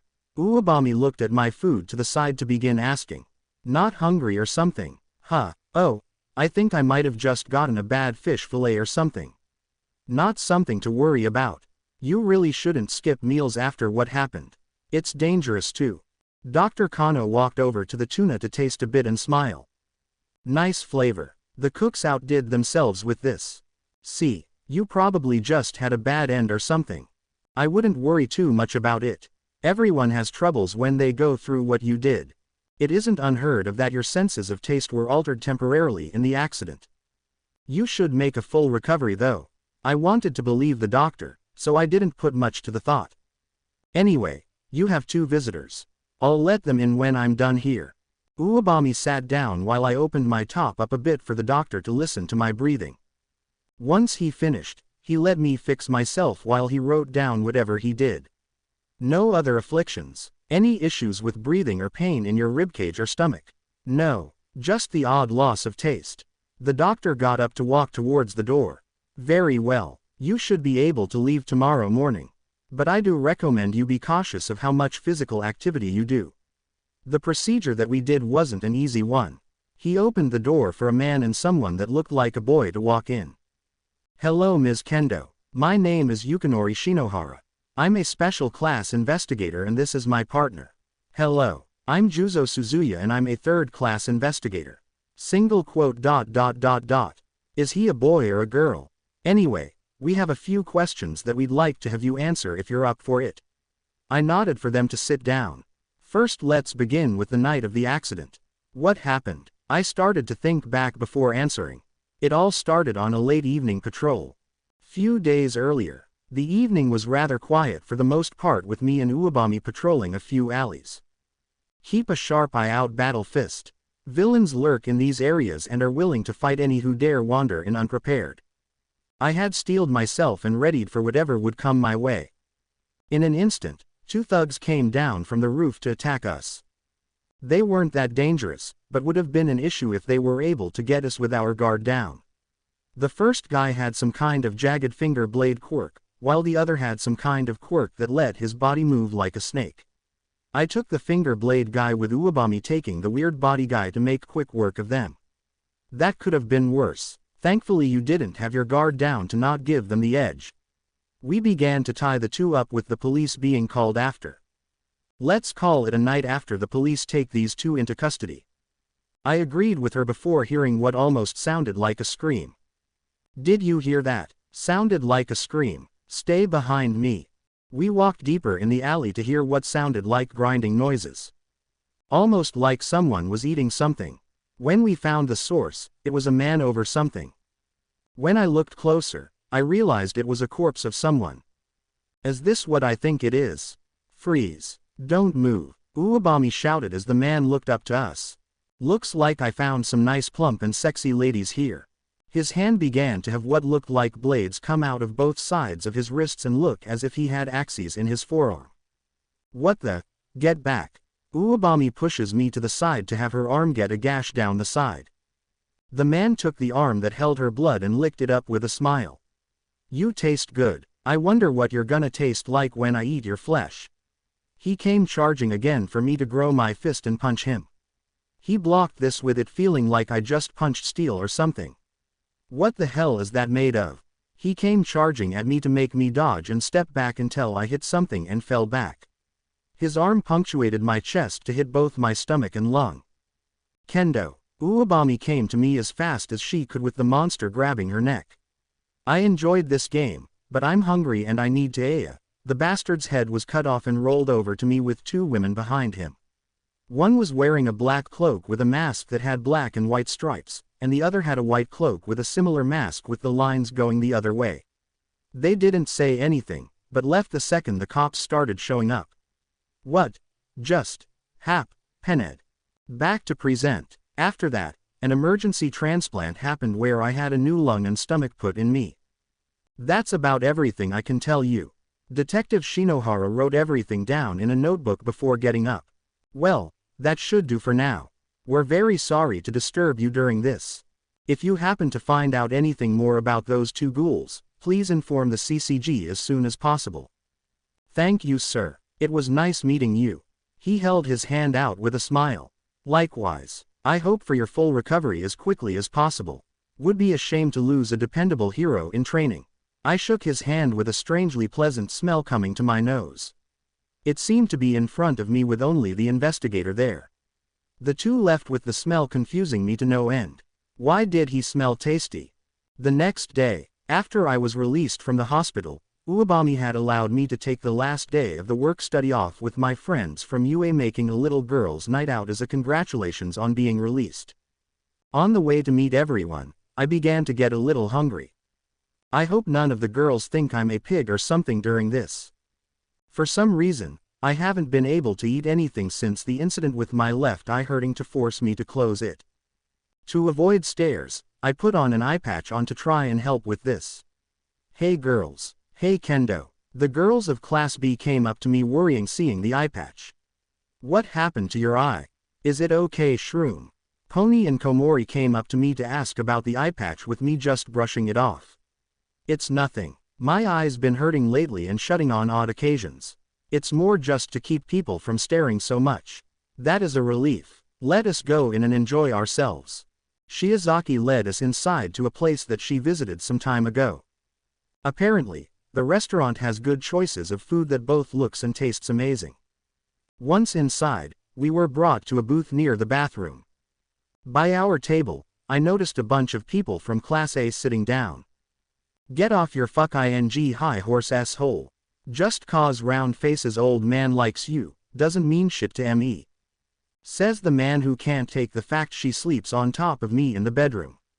Two of them seemed to be having an argument with a brunette that I think was called Uraraka, jabbing the green-haired boy in the stomach. Must they be so rude around other people and speak of obscene things at an establishment of dining? Relax, Shiozaki. It's not so bad. To be honest, the blonde starting it. Tokage started laughing with our waiter asking for our orders. About 20 minutes later, our meal came out. I must admit, this does smell good, Shiozaki. Kodai stated this as the smells of my hamburger steak came into my nose. What was supposed to be a pleasant smell came to me as rancid for the meat, dirt for the broccoli, and glue for the potatoes. Come on Itsuka, just eat it. It's not bad, it just smells off cause of what happened. Nothing is wrong with it. I ignored the smell and took a huge bite of the steak, holding back the urge to throw it up in front of everyone. It isn't bad, your tastes are just off. I gulped down about half my water before trying the potatoes. I've had some pretty crappy things in my life, but the potatoes that tasted like hot glue took the cake. This forced me to gulp down more water and finish my cup. This worried everyone. Kendo, are you okay? Why yeah pony, just really thirsty. I was scared too, but I had to try the broccoli at least. It's okay Itsuka, greens are your friends. I took a piece in my fork to taste a stick with mud on it. Oh crap, here it comes. I'll be right back, I've got a bit of an upset stomach.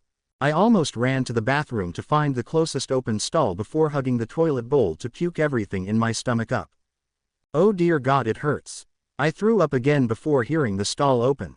So why did you want us to come in here? Izuku said there was something he wanted me to check and I wanted some help if it's something as bad as he thinks. I heard voices outside with 3 shadows on the ground. What did he want help with?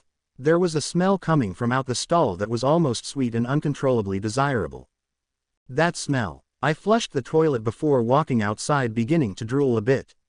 That smell is so good. I want it. I practically threw the door open to see 3 girls from Class A and only them. You're Itsuka Kendo from Class B, right? A woman with black hair asked as I nodded. And neither of you had anything coming in here, did you? Everyone shook no for a girl that looked like a frog to speak up. What's with your eye ribbit? I felt my eye patch around my neck to calmly say what my eye is most likely doing. My eye's been twitching and acting weird lately. It's not an issue. Uraraka spoke up before everyone else could. That's not what we mean. Look in the mirror and you'll see. I walked towards the mirror to see something that absolutely shook me to the core. My eye was black and red like that of the monster that nearly killed me. It's nothing. Just blood in my eye. I've been through a bit of an ordeal lately. Kinda looks like a ghoul's EY, that isn't it. I snapped a bit at the frog girl before explaining. It's probably a side effect from having a lung and stomach transplant. My lack of ability to eat anything is also that. That's all it is. I was trying to convince myself before Uraraka pulled something out. It looked like a small thing of meat dehydrated. Eat this and tell me if you want to throw up. I'm not eating something someone gives me in a bathroom. Just do it. I was hesitant, but took the meat and bit into it. It didn't taste as bad as what the food earlier tasted like, but it was still kinda crappy. Do you feel sick to your stomach? Not really. What is this stuff? I took another bite before she explained. A human meat substitute for ghouls. I immediately heard this and ran to the toilet to force myself to vomit. Cough cough, why would you give me that? To prove my point. I'm not sure what exactly happened, but you're no longer just human anymore. I couldn't believe what I was hearing to just deny her. You're lying. I'm a human. There's no way I can be one of those monsters. There was a silence in the bathroom before Uraraka turned to the dark-haired girl. Yaoyorozu, can you make me a knife? Why? Just make me a knife please. Make sure it's sharp. She did as she was told with Uraraka holding the knife in front of me. This knife will hurt a human, but a ghoul will be completely unharmed. As an example, she poked herself with the knife to show her finger bleeding a bit. I want you to stab yourself with this. Are you freaking nuts? ? Quote. If you're right and you aren't a ghoul, well, call an ambulance. If we're right, you'll be unharmed. She pointed the handle to me with the thought scaring me. I slowly grabbed it and pointed it right at my lung. Just relax Itsuka, you're a human and they'll call an ambulance. If not, the girls outside will most likely question why you're gone for so long. That's right, all you have to do is hold on until then. I began to shake as I jabbed the knife with all my might at my chest. You're human Itsuka. I shut my eyes preparing for whatever pain I'd feel. When I opened my eyes, I looked down to only see a rip in my clothes and the knife bent without a mark on my body. This can't be real. I understand this is scary for you, but we can stay away from me. All of you. I ran out of the bathroom to grab my purse from the table. Kendo, what's wrong? It's nothing. Uwabami just forgot something at her office and asked me to grab it. We'll come with you Shroom. Don't worry about it. There's no reason for all of us to go, and to be honest, I'm just really tired. I'll see you all tomorrow. I walked out of the restaurant and began going home. You're in some sort of delusion Itsuka. There's no way you're a ghoul. Why hello there Kendo. It's been a while. I slowly moved my head to the right to see Monoma sitting happily on a garbage can. Monoma, what are you doing here? Why did you disappear during the sports festival? He didn't say anything but just walked towards me. He grabbed my eye patch and yanked it off. Well, this is a shock. Didn't know you were a half ghoul. This makes things interesting. His eyes turned to that of a ghoul's for all my blood to freeze. No way. He's a ghoul. Itsuka Pav. What do you want? I started backing away from Monoma as he smiled at me with a creepy-ass grin. I originally came here to see about using the fact I know you to my advantage and mess with your brain. But now that I know you're a half ghoul, a strange weapon came out of his arm to pierce my shoulder. Ah, I've got a grudge against a half ghoul right now and I'm going to take it out on you. He yanked the weapon out of me as I fell to the ground. I couldn't comprehend what was happening. The other day, I was a completely normal person wanting to be a hero. Then yesterday I couldn't eat food, I found humans tasty smelling, I couldn't get hurt by a knife, my eye, now this. I don't wanna die. I panicked and ran for somewhere to hide. Unfortunately, I felt something slice my Achilles heel to force me face first on the ground. Now where do you think you're going? The fun is just getting started. Monoma walked towards me with whatever the thing on his arm was out, making certain his footsteps echoed. I tried to move the best I could away, but he grabbed my ankle to dig into where I was cut. Ah, he pulled me towards him to have my face right near his. You know something Kendo, I think I've got a bit of fun we can do before I start ripping you limb from limb. He used his weapon to slice my clothes slowly before stopping to smile.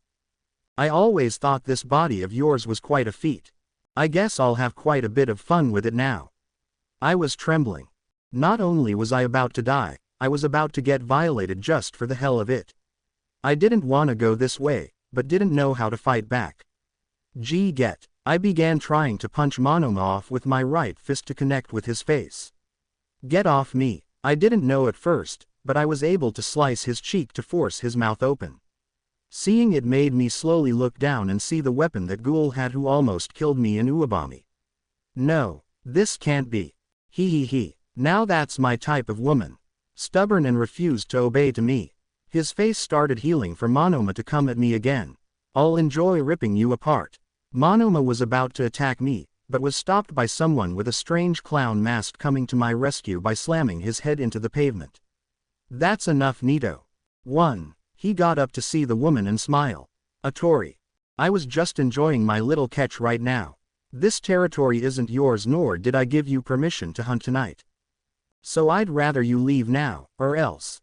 You think you're hot shit just because you're a clown and you've got that bastard Chimera on your SID. Monoma was slammed into the ground again to make the pavement crack. That wasn't a suggestion. That was an order. If you don't, I'll show you why the CCG can never win against me. Do I make myself clear? Monoma must have had fear instilled in him from this threat since he backed off immediately. Don't think this is over Kendo. I'm going to enjoy fully tasting your body in more than one way when all's said and done. He left after for the woman to walk over towards me. You okay? She knelt down to look me in the eyes before pulling her mask off to show her face. Well, this is a shock. Didn't expect to find a one-eyed ghoul here. Please, I don't know what's happening to me, but you have to believe me when I say this. I'm human.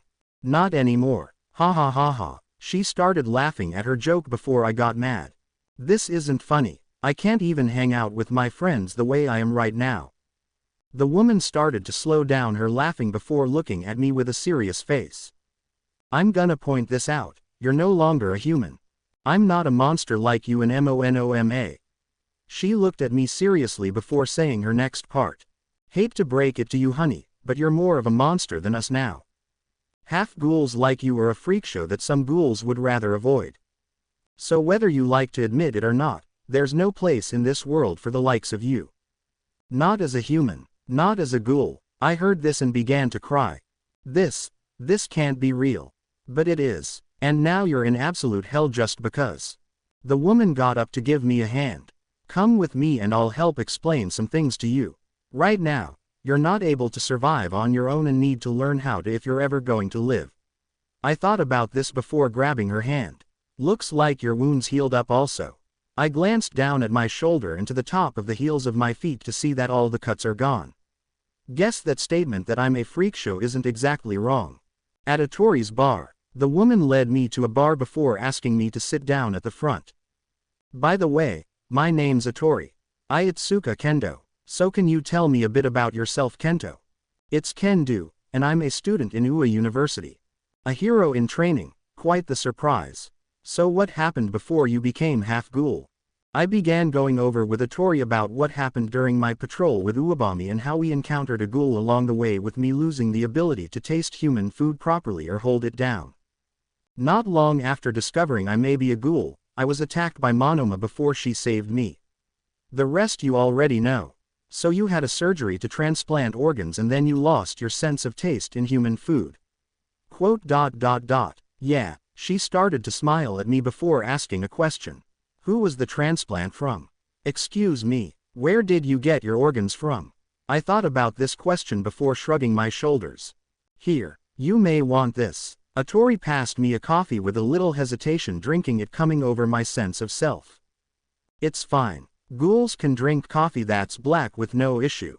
I took her word on it before drinking a bit of what was in the cup. When I did, I realized that she was right and the taste was quite something to behold. Good, right? Yes, thank you. Now in your story, you said that Butcher was killed before the cops arrived, right? I nodded for Atori to continue. Did the body go to the hospital for finding out who he was, or did it go to the CCG? I don't know. She smiled at me before saying her next part. You smell like Butcher, sweetheart. The chances that your organs came from him are pretty high. Wait. So I had ghoul organs transplanted in me. She sat down in a chair with a glass of some red liquid that smelled sweet to me. I was scared to ask what was in it, so I kept on the main subject.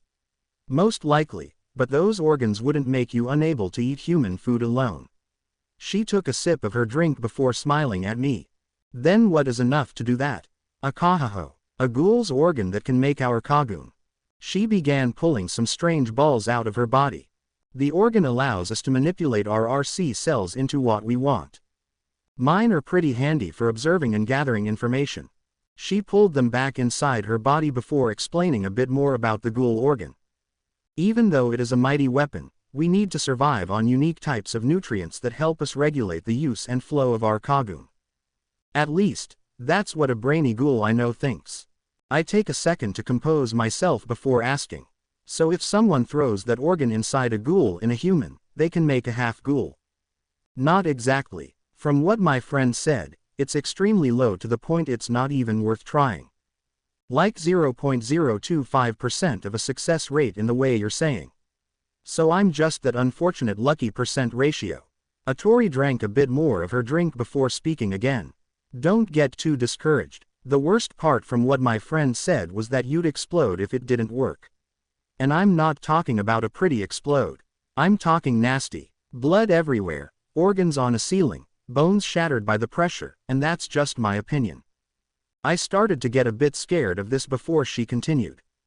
That friend though, he's trying to help so many ghouls find a way to avoid hurting people. He's trying everything he can just to keep many happy so he can avoid the pain in his heart. Tragic really. Atori seemed a bit down while looking at her glass. Did something happen to this friend of yours? He's about the same age as you and was made into a weapon by his father. Just like me, he's also in a group of ghouls called the Clowns. We might play the act of a fool, but many of us have a deep-rooted sadness that we can't overcome. So to prevent us from going mad, we mess with what we want and create havoc when we want. But my friend wants more. He wants to create a bridge instead of burning the support beams like we all do. While listening to this, I started to actually feel bad for her and the guy. He's a half-ghoul like you, so he doesn't have an actual place in this world. Because of this, he also has nothing significant tying him to one side. I glanced down at my phone to see it was getting late. I gotta go. I'm sorry to drink, ask about these things, and run. Not an issue. Oh, and before you leave. She went into a cabinet before tossing me a thing of meat that looked like that synthetic meat Uraraka gave me. That's a synthetic meat my friend makes. It isn't tasty, but it'll stop you from going into starvation mode. When it happens to a ghoul, it's utter hell for them. Thank you. I started walking out to the streets while adjusting my eye patch over my eye. Maybe I should talk to Uraraka about where she got the meat from. I started eating the meat to feel my hunger fade a bit. This world is so fucked up. But I guess I could be going through much worse things. The next day in the afternoon, Izuku Pav. So what happened after they questioned you? After returning to Ua, Atori popped by to give us some intel she found out. In return, she wanted to find out about the talk I had with the Urarakas. I finally shouted in agitation that we were screwing that day and they left it at that. Ahahaha. That's hilarious. I bet you were completely red-faced the whole time, Ochenko. Can you get my name right? We both started laughing before Ochako punched my arm in anger and embarrassment. Well, now that I've got a good laugh, I've got something special for ya straight from Shinohara and my own info gathering. She handed me a file about a ghoul attack and an emergency organ transplant. So a ghoul died and someone had to get a transplant from them almost getting killed. What does this have to do with me? Keep reading. I kept reading down before finding the name of the person who had the transplant. I passed the folder to Ochako, who was reading it as well. Itsuka Kendo was attacked and needed the transplant. Ochako froze hearing this to look at me. You don't think. No, it's impossible for that, right? Who did the operation? I glanced at her for Ochako to check who it was. Kano. Same guy that did Kaneki's surgery. There's no doubt in my mind then that the same thing that happened to Kaneki happened to Kendo. Bakugo wasn't following anything to ask. Wait, that eye patch guy isn't a normal ghoul. Originally, he was human with the organs of a ghoul transplanted inside him because of the one that we used to summon a Kagun being inside him. He turned into an artificial half-ghoul. You want the full truth about when I found her? I glanced at Atori before answering. What's the cost? She smirked while answering. There's a raid going to happen on Cochlea soon regarding Aogiri. I want all the info I can get on it. I'll talk to Tuya. He should know something. Atori smiled happily knowing she'd have what she'd want to the point she offered the intel happily. Itsuka is an artificial half-ghoul. I'm sure you already know that though. But what you don't know is that Nito knows as well and is most likely going to try to kill her. Son of a bitch, so we may have to deal with him in the future again. Oh, I'm hoping we do. Ochako pulled her new quink over to show a bit of a smile. I'm excited to show him a little friend I have. She began laughing while letting an evil aura out of her. If the situation wasn't what it was at the moment, I'd be a little turned on by her act. So what are you gonna do, Midoriya? Siro asked this as I began to get up. First and foremost, I need to discuss this with Nezu. Part of our agreement to allowing members of Truce on campus and us being able to be enrolled is me telling him everything needed to know to keep his students and faculty safe. I began to walk out with Ochako following behind me. Guess I'll head out too. Have fun. Atori left alongside us with a smile on her face and humming a tune. It was at this point Ochako wanted to ask something. If a raid happens on Cochlea, your father could be set free. What'll you do if that happens? I couldn't answer and just let a deep sigh out. You don't know, huh? I shook no as we continued our walk towards the principal's office. That night, Itsuka Pav. I began getting ready for bed with glancing at the mirror to my eye patch. The fact my world changed so much now is beyond insane, but the thing I feared most right now was how much the desire to eat my friends is. This is so fucked up. What do I do? Quite a conundrum you're in. I glanced over to my bed to see some guy with a clown mask on lounging on it. Who are you and how did you get in here? The window. He started laughing a bit with it not being that funny to me. What do you want? Tisk, tisk, tisk. So impatient. I thought you were more calm from what Atori said. I stopped when Atori was mentioned. She already told you a bit about me, so I'll get right to the point. I want to offer you the chance to join my group called Truce. It's a faction comprised of humans and ghouls wanting to find a way for us to exist side by side with each other that doesn't involve one killing the other. And if I refuse? He stared at me before answering. Tell me, do your friends and classmates smell tasty to you? I held my head down as a way to say he's on the money. He passed me a bag with a bunch of dehydrated meat in it. That should last you a month. Try and think of an answer by then. You join us, and you can live a guilt-free life for the most part. You don't, then you'll have to find your meat another way. The clown-masked person walked to the balcony before standing on the ledge. He turned to me one last time to say some final words. Farewell Itsuka Kendo. Our paths will cross again. He fell backwards to fall down 3 stories. I ran over to the balcony to look down and see nobody. Just who was that guy? I walked back in to put the dehydrated meat somewhere nobody could see. At least I don't have to worry about me accidentally killing my classmates now. Izuku Pav. The first day back to school from the events of the work-study were kinda boring to say the least. Most of it consisted of a review over what we already touched on and a few training exercises for hero training.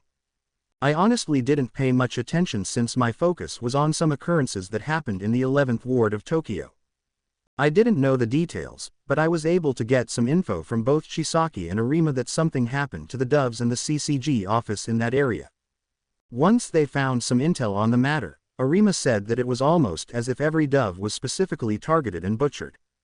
There was only one group that one would have the manpower and 2 would be stupid enough to pick a fight with the CCG to begin with to this degree. But in order to be sure, I had to talk to Dabi today to see if he had any recent intel on the matter as well as hearing any word of a jailbreak from Aogiri. Once I was free from school, I walked right to the faculty lounge where Dabi, Kai, and Yuta, who decided to visit today, were talking with Nezu. Dabi, can I have a word? Sure boss. What's this about? I sat down with Yuta passing me a cup of coffee that smelled like it was made fresh. Thank you. I took a sip before starting with my question. Have you heard anything about a raid happening by Aogiri? I've heard a rumor or two about one that's gonna be on Cochlea. Wait a minute, Cochlea? That's impossible. Any attempt on that would be nothing short of a suicide attempt. Not exactly, Chisaki. Arima states this while entering into the room. What are you doing here? I came to give a visit and intelligence about the current situation with the 11th ward. Arima gave me a folder of what he obtained before continuing. Cochlea is one of the most impenetrable strongholds of the CCG, but it is still possible to break into. There are a few cracks in its defense that if a large group of powerful ghouls would attack, then they could break into the prison. Getting out, however, would only be possible if most of the high-class investigators were busy at the moment. Hearing this statement got me thinking of the situation that we're in right now. Arima, do you have a map of all the wards that are in Tokyo right now? He brought it out with me taking a few markers out to color in some areas. Once I was done, everyone looked at the map curiously. Wards 1 to 5 and the 18th are currently held by the CCG, so that's 6 they completely control. Wards 9, 10, 12, 13, and 19 are controlled by Aogiri. Thanks to them clearing the 11th of doves, they own that one now to make the total for them at 6 as well. Wards 14 and 20 are owned by a faction that I know won't risk getting involved with either or works with a form of order. Between the doves and other factions, if the two were to attack one another in an all-out war, it'll end in a stalemate for the most part. Not counting how many of the higher ranks of Aogiri and the CCG would perish during it to create an imbalance in power. I shook my head at Yuta's assumption on what will happen. Both will avoid that mainly due to the fact it'll end in that with no guarantee that one or the other will come out superior. The CCG, however, will look at the 15th and 16th wards, since if Aogiri gets them, they could make a punching effect on the territory they have in the 20th or the 14th as a whole. I'd expect the thought to be the 15th, since they'd close most backup from headquarters there to make it easier to hold victory over. To counter this, the CCG will most likely make a ploy to reclaim the 11th, so that even if they do this, it'll end with the CCG able to do the same thing when they do to the 9th ward. My hypothesis is that the time when this mission happens will be when they attack Cochlea. Everyone thought on my thesis to see this as one of the most possible measures. To be honest, I see this as the most logical reason as well. Nezu looked at the territories to realize just how brutal things are at the moment. So you shall either wait until something happens, or you'll find a chance to avoid this from going on.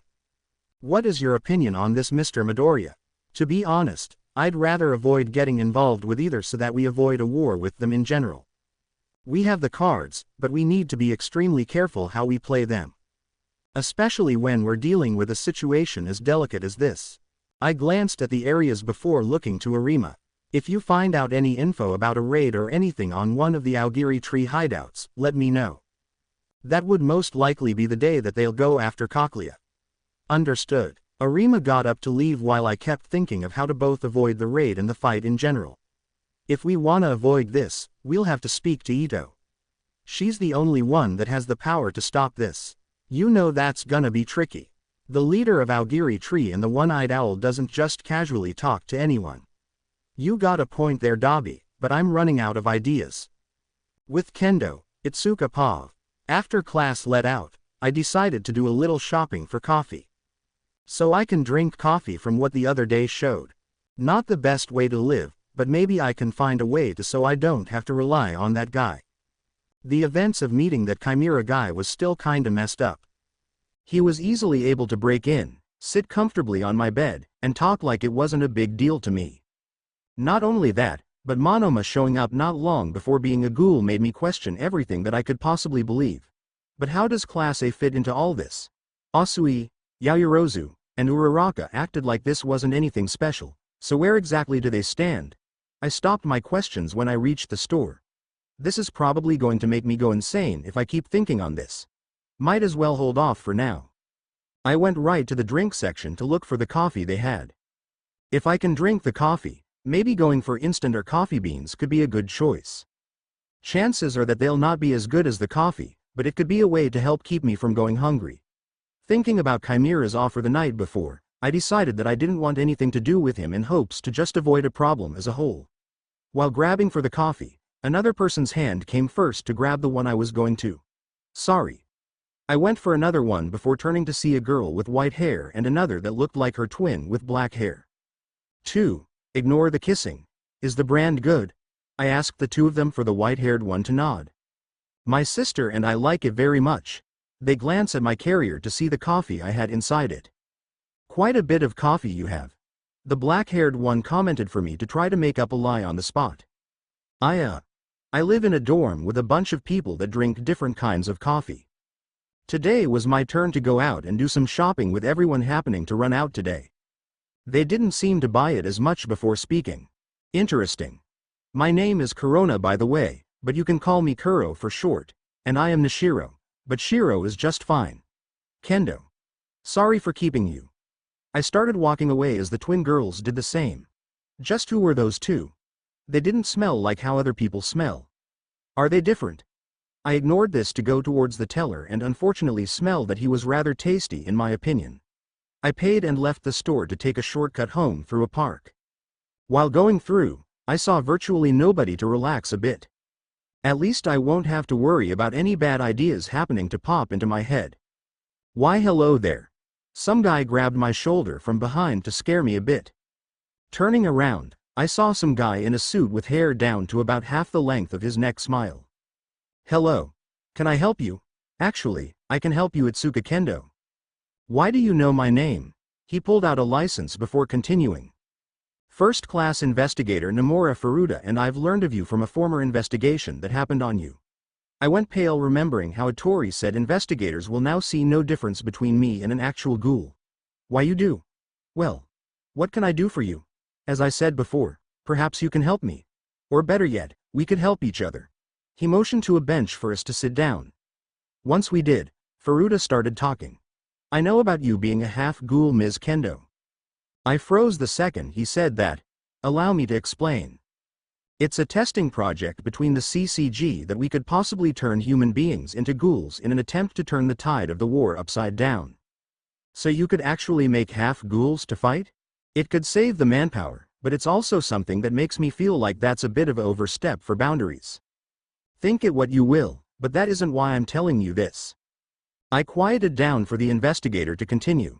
Some time back, one of our most skilled doctrines in this had left the CCG and decided to continue this research on his own. This man's name was Dr. Akihiro Kano. When he said the doctor that did my surgery, I put my head down. Upon seeing some information upon your surgery and brutal attack, we've discovered that you were just as much of a victim as anyone else. We had discussed it and the CCG believes that you could also be someone to help stop a growing threat to them. I turned to Furuta for him to explain a little farther. Chimera. I'm certain you've met him or his subordinates before. Yeah. I've met Chimera. Listen carefully, everything that man says is a lie. He lives for nothing but death and destruction with no desire to care for anything that suits his own agenda. Recently, he's created a group that is called Truce. Their main image is to create peace, but this is a cover for their real agenda. Chimera wants to kill everyone and everything he can and reign over Japan as his own personal domain, killing anyone that dares to defy him or one who he wishes to kill on a whim. Recently, he's obtained a woman with as much of a sick sadistic mind as his own. Together, the two will enslave this country if they are left alone. Taking them out will end this, but not even Arima could defeat Chimera up to date. My mind went to the girls of Class A to question. 4. Who's the girl that's helping him? Her name is Ochako Uraraka. A woman who wishes to take this world and mold it the way she desires.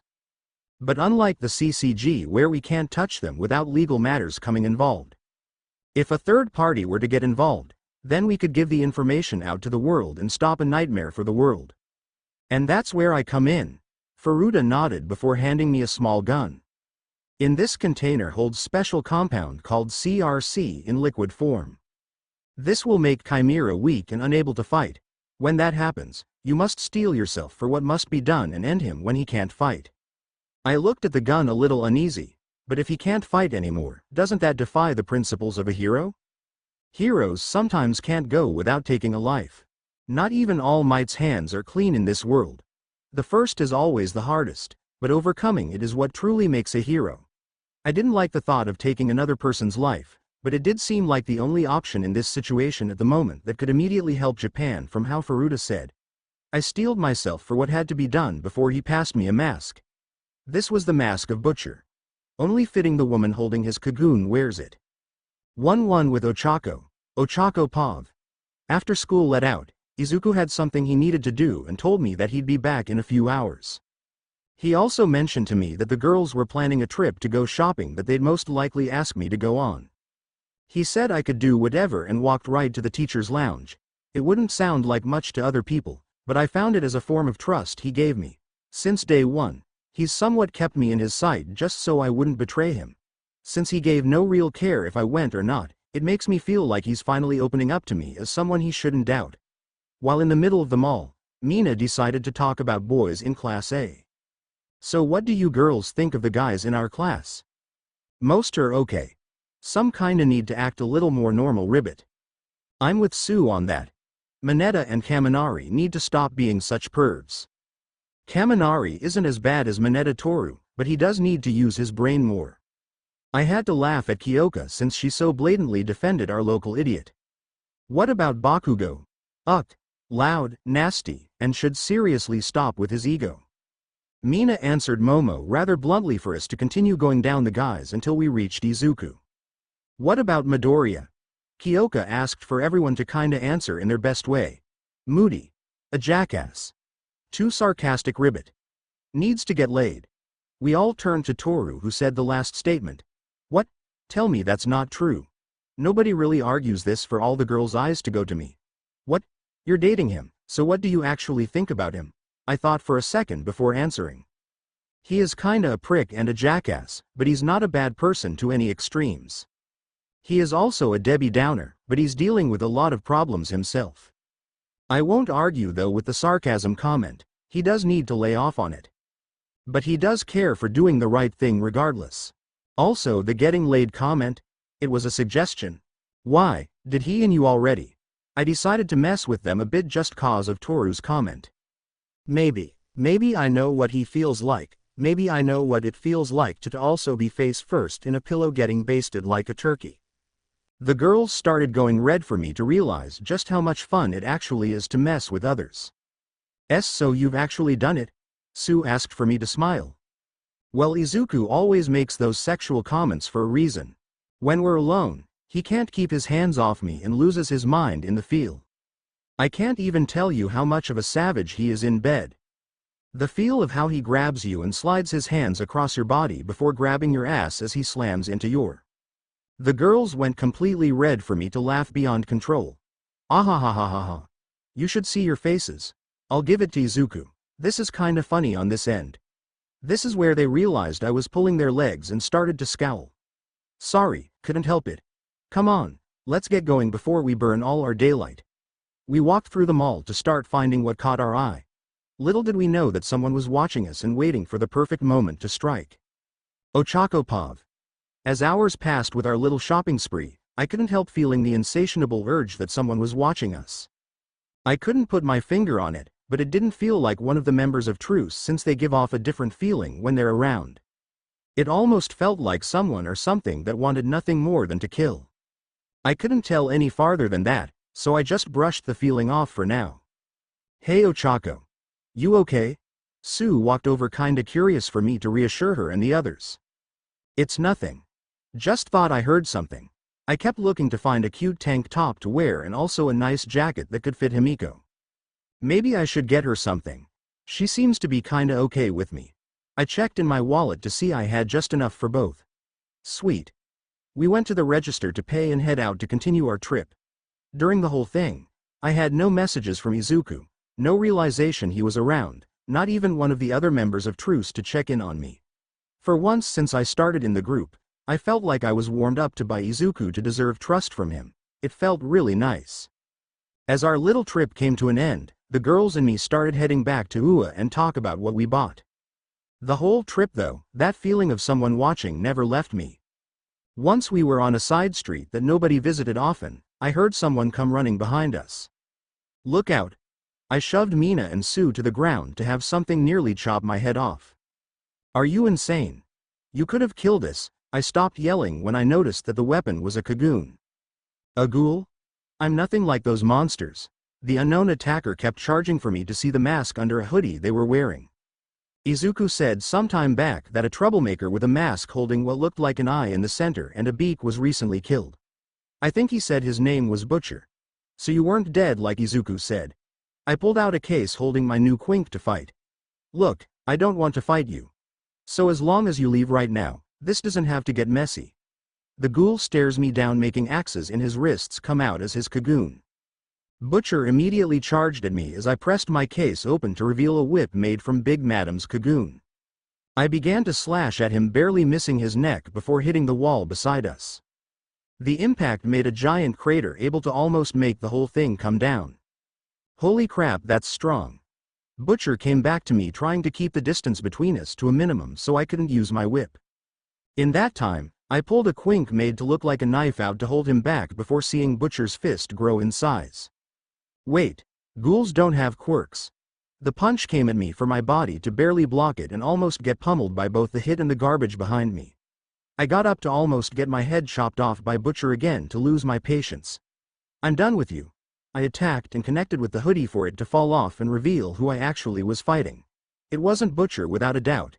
It wasn't event same gender to make matters more messed up. Kendo? She looked at me with anger before feeling the top of her head uncovered.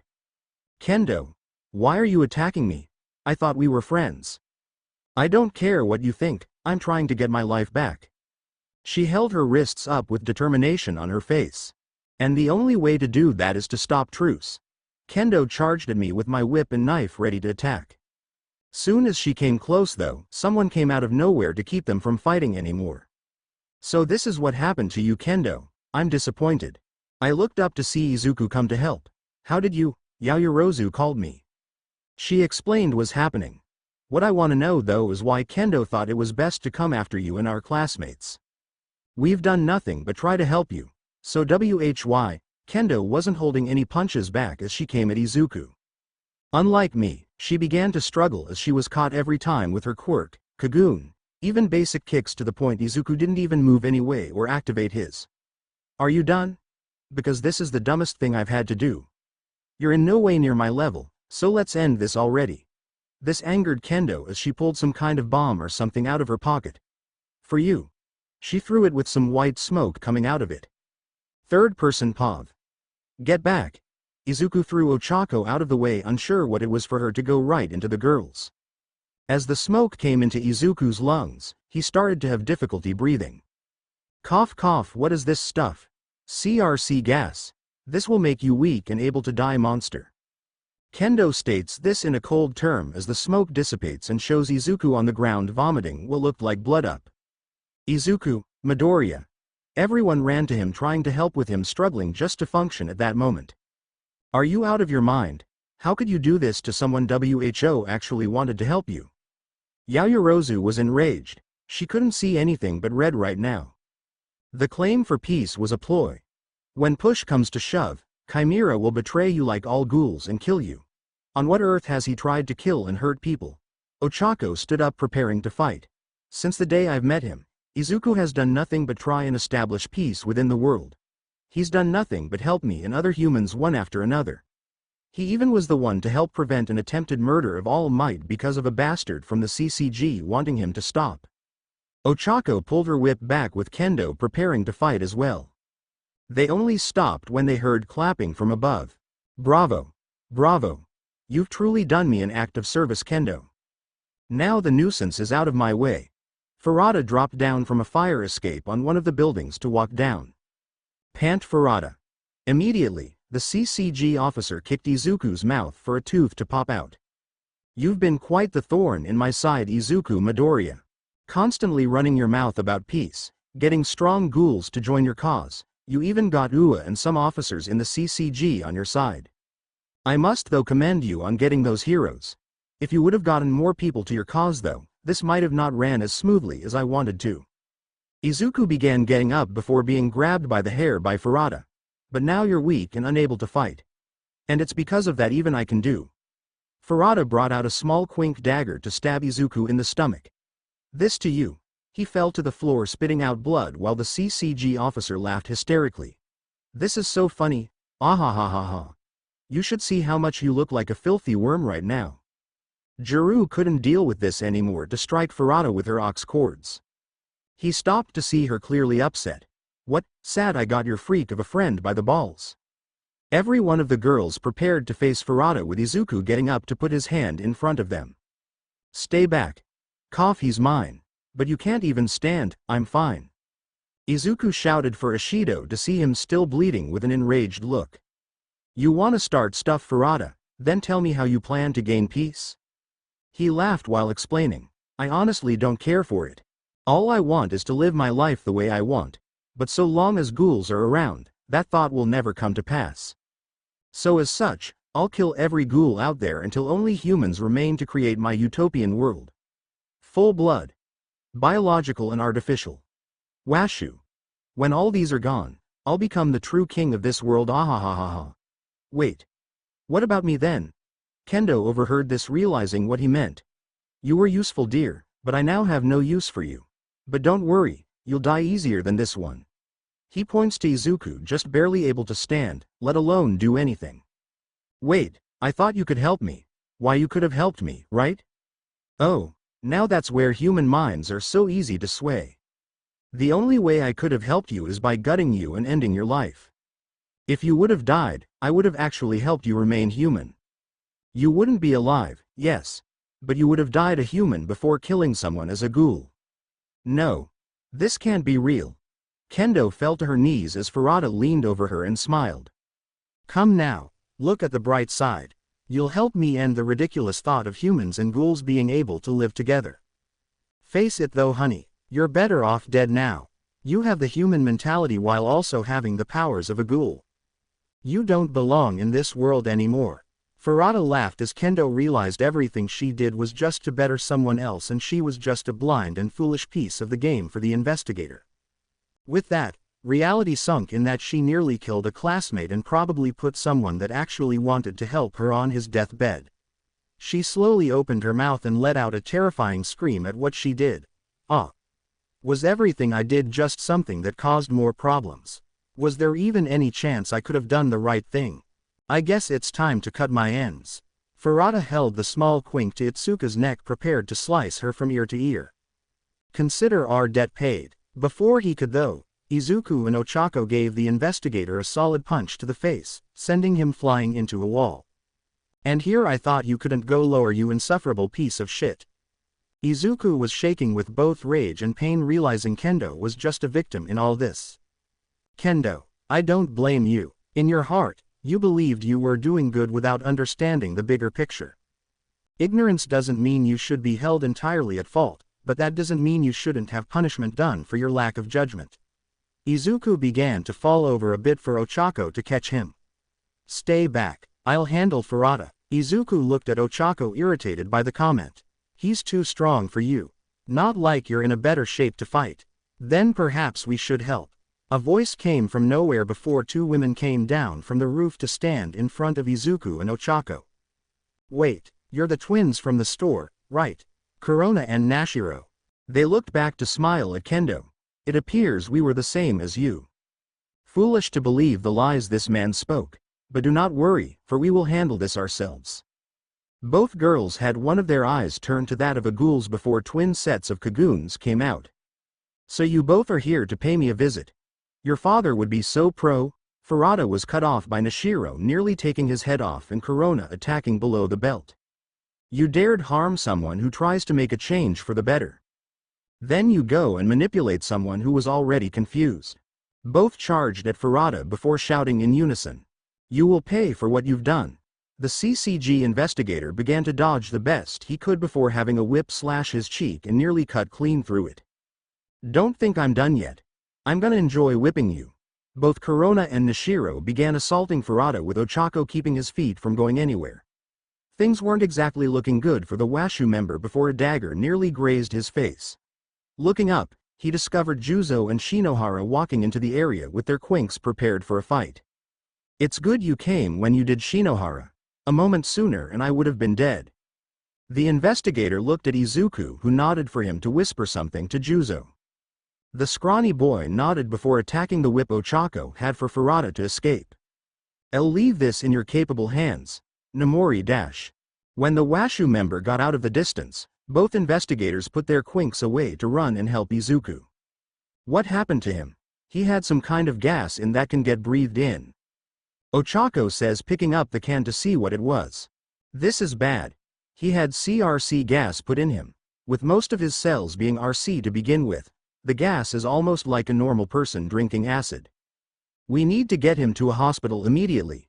The large man lugged Izuku on his back before looking to his comrade. Go with the UA students to the school and tell them what's going on. I'll send you a message where we went after. Regyo sir. Juzo states this in a playful tone as him and the girls ran to UA.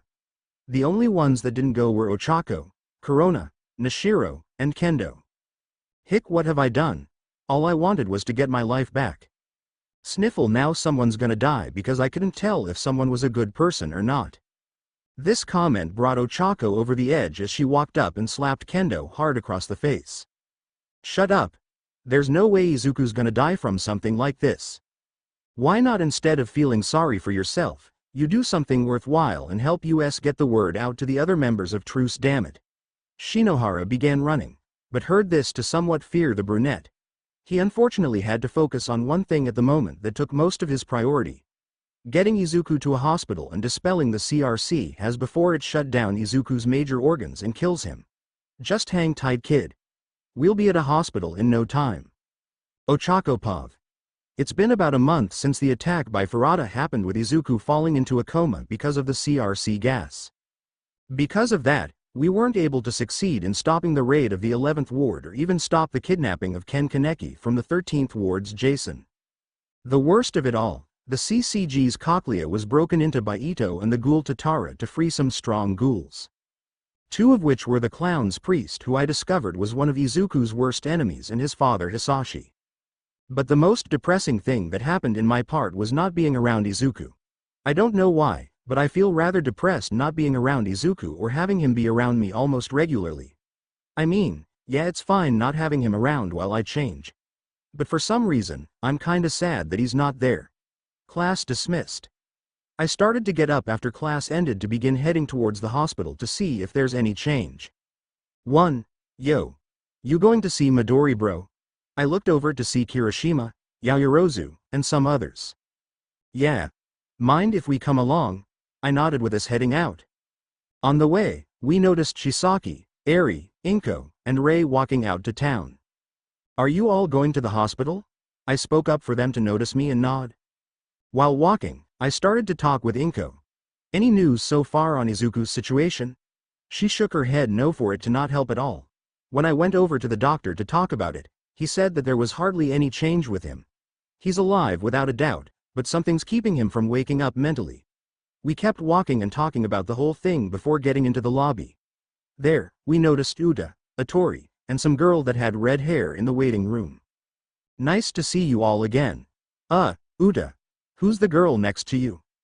She jumped up to me and held my hands for some reason with stars in her eyes. You're Ochako Uraraka. The woman that swayed Izuku's heart and made him accept humans in your group. It's great to finally meet you. This kinda freaked me out a little. Thanks. Who are you? Oh, where are my manners?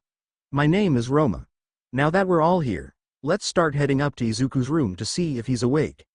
We followed Atori up to a room that was held away from everyone in order for some ghoul doctors to come in and help in their own way.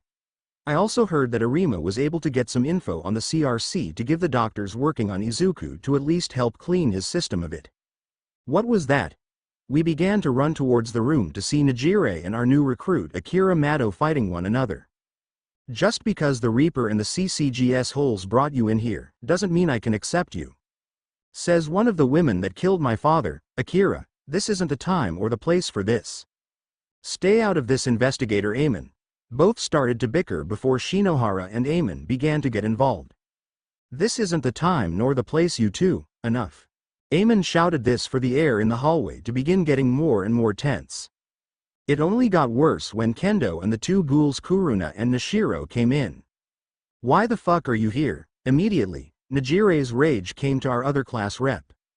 The main reason Izuku's in his state right now is because of you. Get the hell out of here now. Najire, please. This isn't the time or the place for this. Then when is RYUKYU? Because it sure as hell wasn't when Izuku was filled with CRC gas to have his organs begin to shut down, or even the time when that fuck ING clown pretending CCG piece of shit attacked Izuku. So when's the time, huh? When's the time? I couldn't take anymore to begin walking over to slap Najire. Enough now. Fighting each other won't help anyone. So stop it now. The blue-haired woman came out of her shock to look at me with her eyes turning to a ghoul's. You actually have the balls to do that, you little bitch? If you think you're that tough, then don't blame me for what happens next. Najire was stopped by Chisaki piercing her chest with his hand. That's enough, Najire. I'm not having you kill people just because you're pissed off. You wanna fight, then take it outside the place where the sick are. Otherwise, shut the hell up. She held her tongue while we walked into the room where Izuku was. He was on a monitor with oxygen being pumped into him. The sight of him like this was horrid and beyond something I could even handle seeing. The strong, dependable, and kinda dickish Izuku Midoriya in a state like this. It breaks me, but it probably breaks Inko more. Anything so far? Uda asked Chisaki with him shaking his head. Unfortunately, we can't understand what's keeping him in this state. His healing factor should have brought him out by now. All I can assume is that it's a mental blockage in him that is refusing to do anything. The Roma girl walked up to smile at Izuku and pat his head. Poor little Izuku. So strong, yet so weak in your heart. You detest humanity and ghouls, yet you fight to save them. Truly a man bathed in tragedy, to the point I can't get enough of how adorable you look right now. Watch it. You're raising red flags right now, whoever you are.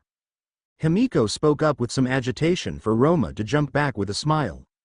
I'm only speaking of what's happening to Izuku right now. If you want me to be honest, I'd rather see him at his peak. That's why I'm here though. I raised an eyebrow before Uda explained. You see, Roma is more commonly known as the Dodgy Mother. Arima began to pull his weapon for some reason. Yep. I'm the SSS class Ghoul Dodgy Mother. I'm also a member of the Clowns. How did you escape the CCG? Shinohara started to pull his weapon out as well for her to answer with a smile. I was set free by Aogiri. But enough about me, I'm here to help. She walked over to Izuku to pull out her kagoon and hold it over Izuku's head. What the hell are you do? Najire was going to shout in anger, but was stopped by Uda and Atori. Roma knows what she's doing. She can dive into Izuku's psyche and find out just why he isn't waking up. Snap, that's right. Now hold onto your seats, cause we're going live. She implanted her kagoon into a TV to the side for some reason. Wait a second. Not that I don't trust you, Uda, but I just don't trust her to not screw something up. Rei spoke up after being somewhat quiet up till now. You don't trust me, sweet Rei, I'm hurt. Could you blame me? I don't know you. Inko doesn't know you. I'm sure as hell most of the people in the room don't know you. How do we know you aren't going to screw something up on purpose and kill Izuku in the process? Smart girl, but to do what I'm doing, I need to enter into his psyche to find out what exactly is causing the mental block. Then send someone we trust. Roma rolled her eyes before answering. Fine, I'll have Ochako here go. Besides, I'd rather he go as opposed to anyone else. We started to prepare for whatever Roma was about to do with me going to sit on a chair. Just relax. If you feel any sharp pains in the back of your neck, that's normal. Also, you may pee yourself if you're holding it in while we're starting. I can't help you if that happens. Roma, okay. Okay. You don't need to yell, Atori. Roma started to make another part of her cocoon to pierce the back of my neck. It felt like something was slithering around in the back of my head before I fell asleep. Third person POV. Everyone started to panic at the fact Ochako fell unconscious with Roma connecting to Izuku. She's fine. Her psyche is just connected to mine right now. Just watch the screen. Everyone did as they were told, with the rest of Class A walking in to notice what was happening. They were told of the situation with them all watching the screen. There, they noticed Ochako opening her eyes to notice she was in a giant tent. Where am I? She looked around before seeing Izuku in the center ring whipping Uda while laughing at the crowd. She turned to the tightrope to see Yaoyorozu fall to the ground 50 feet in the air before getting up to show she was perfectly fine. She then began laughing just like Izuku and Uda hysterically at the crowd and pointing. Everywhere Ochako looked, the members of Truce were being beaten, stabbed, or mauled by animals to turn out fine and laughing at the crowd. What the hell is this? It's like the circus gone horribly wrong. Ochako, can you hear me? Roma spoke up for the brunette to acknowledge her voice. This is Izuku's bade psyche. Here, you see some things that are somewhat normal to have Izuku think. In the clown's case, we play the fools to get the last laugh while watching the world unfold on center stage. Death means nothing to us, so that means we don't see any danger with it. That explains Izuku's lack of undies when he sees death. You'll have to leave the main area through the opening to the big top to continue down his psyche to find what's holding him back from waking up. Alright. I see the exit. Ochako gets out of the big top to see several tents with names up above them. As she walked down, the people in the hospital room saw what was happening to question. What are we looking at? This is Izuku's mind, and each tent holds memories, dreams, or even some of his deepest darkest fears that we don't know about. Aizawa seemed to understand this whole. Bakugo noticed Ochako walking towards a tent with the title, Bakugo, on it. So this one is about me. Wonder what he's got in there. Ochako peeked in to hear nothing but unimaginable screaming inside. Die. Fuck you. I'll fuck ing kill you. You wanna say that again? Ah. Sounds about right. Ochako states this while leaving the tent for everyone to laugh at Bakugo. You think something's funny holes. Oh how joyous. I thought Izuku was being overdramatic with the shouting to actually be on the money. Roma says this while Ochako stops at another tent called, Fantasies. Hold on there, Ochako. You shouldn't go snooping into places you shouldn't. Oh come on. I've seen Izuku do things that make me lose my stomach. How bad can his fantasies be? Ochako pulled the curtain back to see a hallway with a bunch of doors and strange noises coming from each one. The people in the hospital weren't exactly proud of hearing what they were as Ochako kept walking down the hallway. She stopped at a door to open it and maybe find out just what exactly was inside, only to regret when she found it out. Inside the room she peeked into, Ochako found a version of herself naked on top of Izuku hopping on top of him. She immediately shut the door to pretend she didn't see what she saw, with most of the onlookers somewhat unable to unsee what they saw on the screen. Apparently he wants to till your fields, honey. Ochako didn't know how to react to just walk towards another door. There, she found her in a similar fashion. The difference in this was she was on her knees between Izuku's legs making slurping sounds. Once again, she shut the door with everyone a tad uneasy now. What the fuck?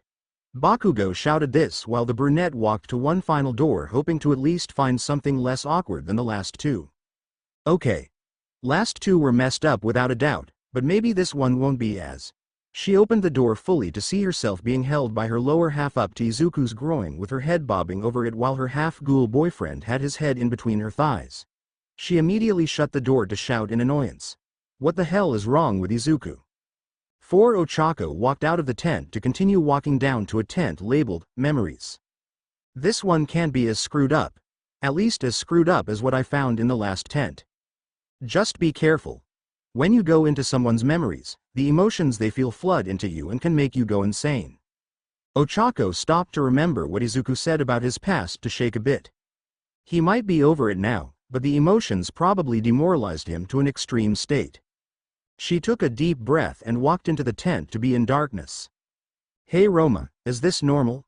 Suddenly, a light came upon Izuku as an infant in his mother's arms. Inko seemed extremely scared and uneasy before a door opened to the front of their house. Nice to see you were a good girl and didn't run away. Hisashi walked in with an older man Ochako knew as Donato Porpora. Please, just leave Izuku be. He's still a baby. Aw, that's sweet. Your masterpiece's mother is trying to play the holy woman. Donato began laughing before Hisashi pulled Izuku out of her arms to make him start to cry. He's not gonna do what I think he is he? Iida asked for Atori and Uda to look away knowing what's going to happen. Immediately, Hisashi breaks Izuku's right arm off for him to scream bloody murder from it. Ah! Responding to the emotions, Ochako fell to the ground feeling an immeasurable amount of pain that the infant suffered. Thanks to his unique healing factor, Izuku's arm began to grow back before the mad father reached for his left leg. Dear God! No, Hisashi shattered the still-forming bones in the leg before ripping it off. Ah! Ochako fell to the ground in pain feeling what the infant felt with everyone in the hospital room either visibly disgusted, mortified, or about to throw up at the treatment of the small child. Stop it! Inko tried to stop Izuku's father from doing these acts, but was kneed in the gut before being slammed to the ground by Donato. Her arm was then bent behind her to watch as her son's monstrous father dug his thumb into Izuku's opening in his leg. Ah! Both Ochako and baby Izuku screamed in pain as the feeling of their legs' muscle and nerves were ripped from the inside out. Eventually, both lost to the pain and vomited. Ochako remained conscious to see the infant passed out from the pain. Get in my way again whore and worse befalls you and Izuku. Inko had her nose broken along with a dislocated arm before rushing to Izuku's side to at least give him some solace for what he dealt with. The room went dark with Ochako struggling to get up. She was in pain before puking again realizing how sick Hisashi was. 1. The group in the hospital was on the verge of throwing up with what had happened with some of Class A actually doing so. Yuta, Atori, and Inko held a face as if they were ashamed while the scene went to a basement that the members of Truce knew all too well. Inside the mindscape, Ochako saw Izuku strapped to a torture chair. Dad, please stop, I can't take anymore, shut up. Izuku was punched in the stomach for Ochako to feel the wind knocked out of her. Hisashi pulled out a needle and some liquid in it. Just remain calm. This will suppress your RC cells without stopping your organs. However, there's only one spot it can be inserted into you. The needle and syringe was filled and pointed at Izuku's left eye. Without warning, Hisashi slammed the needle into Izuku's eye for Ochako to feel it as well. Both of them screamed in pain as it felt like hot magma was poured into their eye socket. Ochako could barely move as she watched the lunatic bring out a wrench. Now, start counting backwards from 1007s. 4. The wrench held Izuku's pointer on his right hand between it with Hisashi waiting patiently for Izuku to start. Start counting. 1000 ah. The wrench pinched down to break the bone and tear into Izuku's flesh to slowly rip the finger apart from the hand. Blood began to spew everywhere as Izuku was screaming.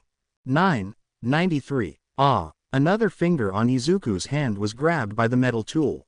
This time, it was his middle for Ochako to start crying in pain from what she felt. Someone stop this, please. It hurts. She started to cry seeing Izuku have the same cycle happen to him. Each finger grabbed, crushed, torn, and yanked off. Each number echoed in her head as her mind was torn to bits feeling what Izuku had to deal with day in and day out during his childhood. Once all the fingers were taken, Hisashi went for his toes for the cycle to repeat. The room's floor was beginning to be coated with blood. The worst part that Ochako had wasn't the pain, but the stench of blood which etched itself into Izuku's brain like a stain on clothing. Exactly what's happening in there? Aizawa spoke up for Roma to explain. Right now, Ochako is feeling everything that made Izuku become the Chimera you all know today. His emotions and existence are greatly tied to these memories. For her to understand Izuku for the most part far greater than she could ever imagine. That is, if she doesn't lose her mind before that. The class watched as Ochako laid on the floor in pain as her and Izuku said the same word in his mind. 740, T2. Third person POV. As Izuku's tale continued to play, Bakugo and the others of Class A watched and were visibly mortified by what they have witnessed. Not only was Izuku going through what they were told he did, but they were watching every horrid detail to realize his father had absolutely no remorse for what he did. Whenever Inko would try to stop this, she'd be beaten within an inch of her life for her to realize just where she stood on the totem pole compared to Hisashi. The scenes however meant nothing to Ochako as she was forced to feel the unbearable torture of all. The pain and agony of what Izuku has endured for years on end since he could remember, even though she wasn't getting a scratch on her. The session for the next day began with the monster of a father walking out to stand over his son who was afraid of how this would start. As always, Hisashi had a syringe and vial of RC suppressant meant for him before filling the needle to slam into his eye's mucous membrane. Ochako and Izuku screamed as the horrid liquid filled their brains. Perhaps I'm going about this all wrong. In order to make you the ultimate killing machine, you need to know how to make decisions of who to live and who to die.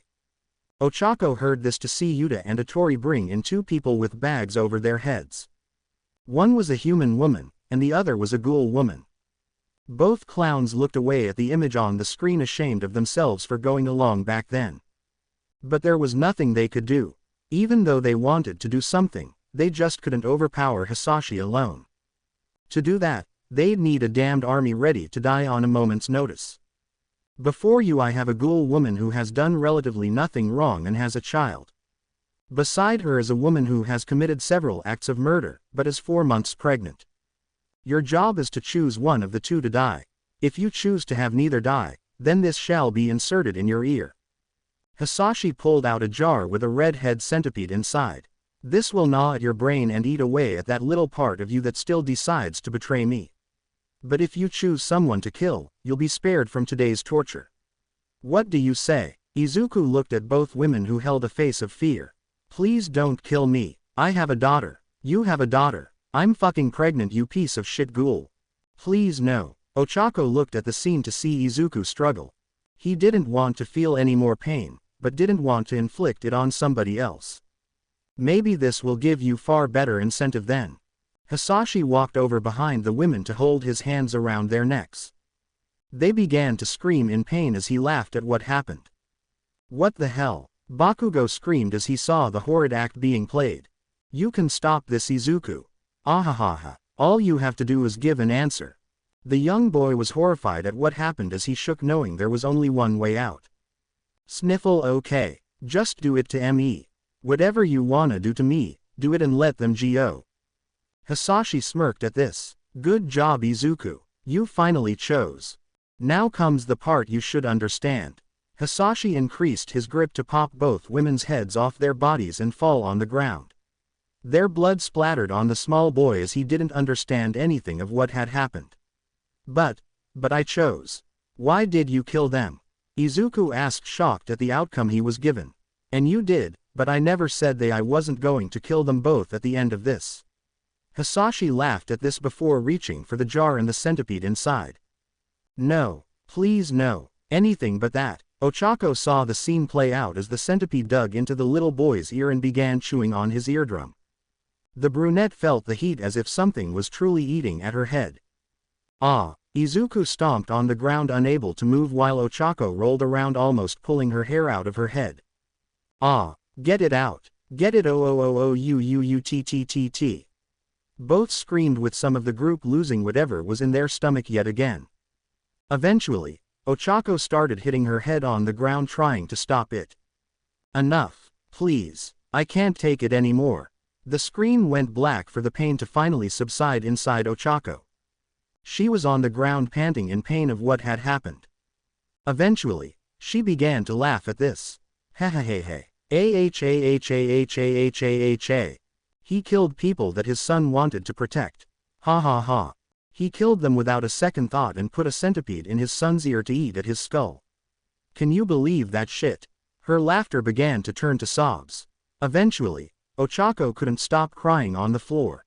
The person she cared for had to suffer this form of brutality day in and day out. She nearly lost her mind grazing the amount of pain Izuku had that defined him, but Izuku had years of this to magnitudes that would make his sanity without a doubt questionable. Hick Izuku, I'm sorry for all this. I thought you were hick okay. But now I know you aren't. Please forgive me. Ochako was bawling her eyes out before the scene went to one a few years later. It was of Izuku and Inko sobbing. It hurts mom. Hick, I don't wanna be in pain anymore.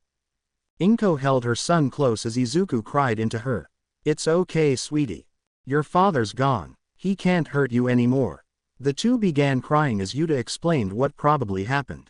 When Hisashi was getting close to being caught, he left Inko and Izuku to save his own skin.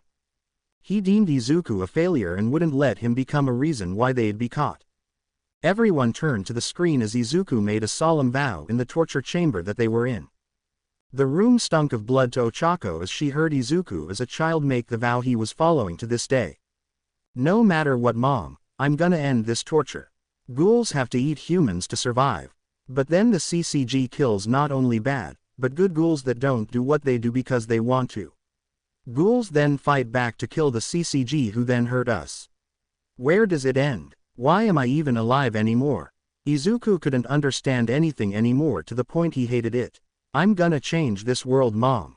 I'm gonna change it somehow. Ochako looked up to see Izuku with tears in his eyes. I wanna change everything so I don't have to live like a monster.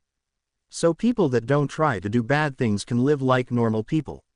But most importantly, so monsters like Dad don't exist anymore. The scene went black before showing the torture chamber with Izuku sitting on it with his foot resting on his opposite leg and his head held up by his right fist. So you came into my mind to find me, huh? Izuku spoke up for Ochako to see him acknowledge her. How long did you know I was here? Long enough. The two stayed where they were with another seat being made in front of Izuku. Sit. Izuku said this to Ochako for her to sit in front of him. Well, I guess you understand my story now from beginning to end. What now? The brunette remained silent, unsure what to say. You've seen everything of me, so why are you afraid of answering? I'm sorry. Izuku raised an eye at this comment. I took your strength for granted. I expected you to be strong because you were naturally strong. But in the end, I realized you were strong not because you were just strong as is, but because you were forced to be strong. What happened to you was wrong and should have never happened to anyone. But because people see you only as a monster. They never saw you as what you really are. A victim that at their core was broken because of the people in this world. Ochako started to get up to walk towards Izuku. What are you doing? She came closer to Izuku with him starting to sit up. Get back. He pulled his Kagun out in a way of self-defense. I'm warning you. When she was in front of Izuku, Ochako stopped with his facade he normally holds teetering. She opened her arms before bending over to hug Izuku. He stopped for a moment ready to attack in a form of retaliation. Instead, however, the half-ghoul slowly wrapped his arms around Ochako with tears forming in his eyes. As he latched on, the adult version of Izuku disappeared to show a child no older than 10 years old wailing in Ochako's shoulder over what had happened. It's okay Izuku. Let it out. You can be weak now and again. Sniffle, why can't I hide this from you? I fucking hate that. It's because I don't care if you're strong or weak. I know who you are as a person to the point it doesn't matter to me what type of person you are. You can be the strongest man alive or the weakest and you'll still be Izuku to me. That pain in the ass that hides a big heart for people. One big enough to make us all accept you. Ochako smiled at the small Izuku as his eyes looked at her through tears to show both his lineage in them. Whether you're a ghoul or human, you are you to me Izuku. And as long as you keep being yourself, I will never hold that against you. The two held one another as the world around them turned from a dark and morbid setting to one of pure light. Ochako and Izuku began fading away to indicate what was keeping him inside the dark was non-existent anymore. As they fully disappeared, Roma pulled the plug on the TV before safely pulling the plug on Ochako and Izuku. Ochako started to wake up with a throbbing pain in the back of her neck. "I'm guessing the pain I'm feeling is natural." "Yup. You wanted to go inside Izuku's head, now you're gonna have to deal with a lot of pain for the rest of the day. Guess that isn't something I can fight over." She started cracking her neck before hearing Izuku move in the bed. He began getting up to the sight of everyone in the room. "Don't you all know it's rude to peek on someone in their own boudoir?" Ochako walked over to Izuku before hitting him over the head. "What did I tell you about being an ass to everyone? You know that doesn't hurt and you shouldn't hit someone in a sick bed, right? Like I give a damn about that for you. Besides, I told you that you don't have to act tough in front of me." Yeah. Ochako began to hug Izuku with the feeling of a warmth he's not felt in a long time coming to him. This wasn't one of the false warmth he's felt before. This was one of actual love that he's missed from people as a whole. The feeling of being accepted. I hate to rain on this parade, but we have an issue here, Midoriya. Kai spoke up for Izuku to look over to him. "First and foremost, how long was I out?" "A month. Shit." Izuku swore under his breath before looking at Arima. "What's happened in the CCG so far?" "The 11th ward was raided. Many ghouls and investigators died from it." Izuku then looked at Dabi. "Aogiri, Jason's dead, but he captured Kaneki and tortured him during the events that led up to the 11th ward's raid. Sadly, it seems Eyepatch has gone rogue for the most part with a group of ghouls to make an anti-Aogiri faction." The half-ghoul then looked at Roma. "What are you doing here now?" "I was busted out of Cochlea when Aogiri made an alternate group to raid the prison. A lot of big-name ghouls escaped as well, including." Atori gave him a few files for him to look through them. Izuku stopped to laugh at silently realizing the worst had literally happened during the prison break. "Donato and my father escaped Cochlea. This doesn't get any better than this. We'll let you rest up, Mr. Midoriya. I'm certain that there is a bunch of things you must need catching up on." Izuku got out of the bed to speak up. "You're right. But I've been sitting in a bed for a month with everything going on.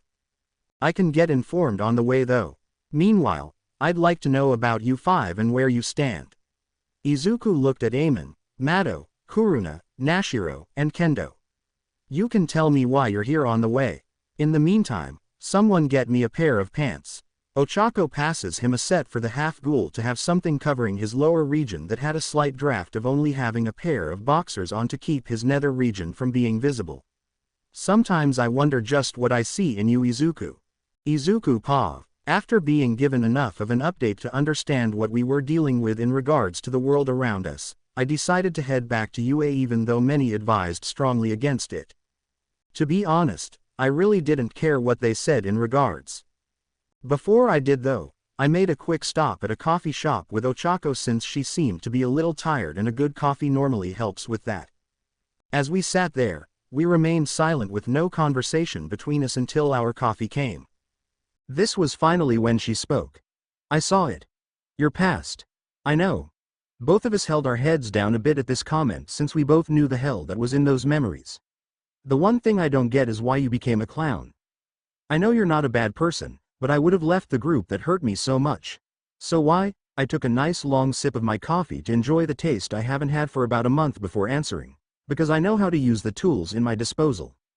For she didn't understand for me to explain. "You see, life is like a game of chess. You always need to place a move 2 steps ahead of your opponent and know how to use all your pieces to the fullest." "I don't get it. Allow me to explain it like this. Think of me as the king and the vital members of Truce as the queen. Thanks to that, I can spread my connections all throughout the wards. My rooks are the pros who align themselves with us. They allow us to move around and get info on the pros side of things that we couldn't.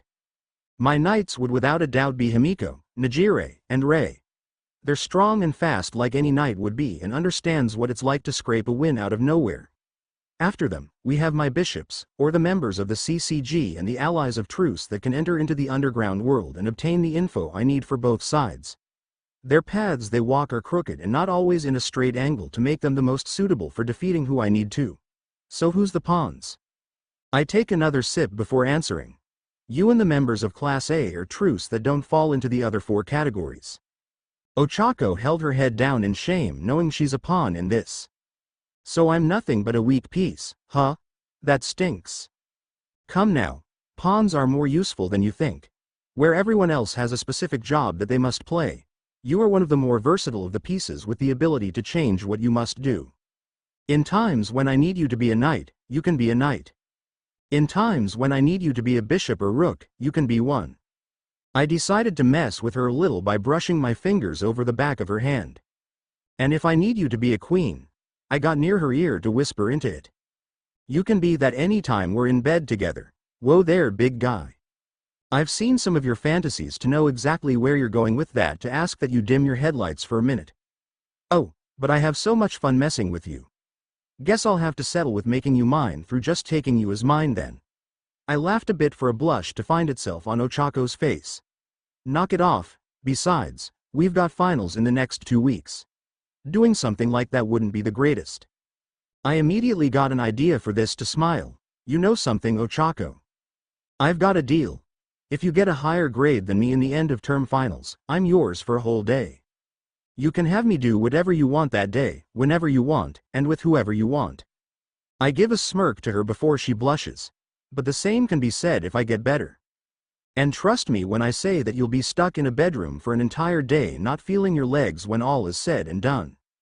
Her face went completely red at this while I laughed at the fact she probably thought something dirty. Deal. Huh? I looked at her for Ochako to look away with a flushed look on her face. If I win, then you'll have to sit through a sappy movie I want to watch, go shopping with me, and even think of cutesy names that aren't sexual for me. I like where this is going. Deal. Time skipped to the finals. The past 2 weeks were spent doing my backlog of work for Truce while also studying for the end of term finals. Though I wasn't as worried, I wanted to mess with Ochako if I did win and make her think I'd do nothing but make her mine. To be honest, however, she didn't take this as lightly as I'd expect she would.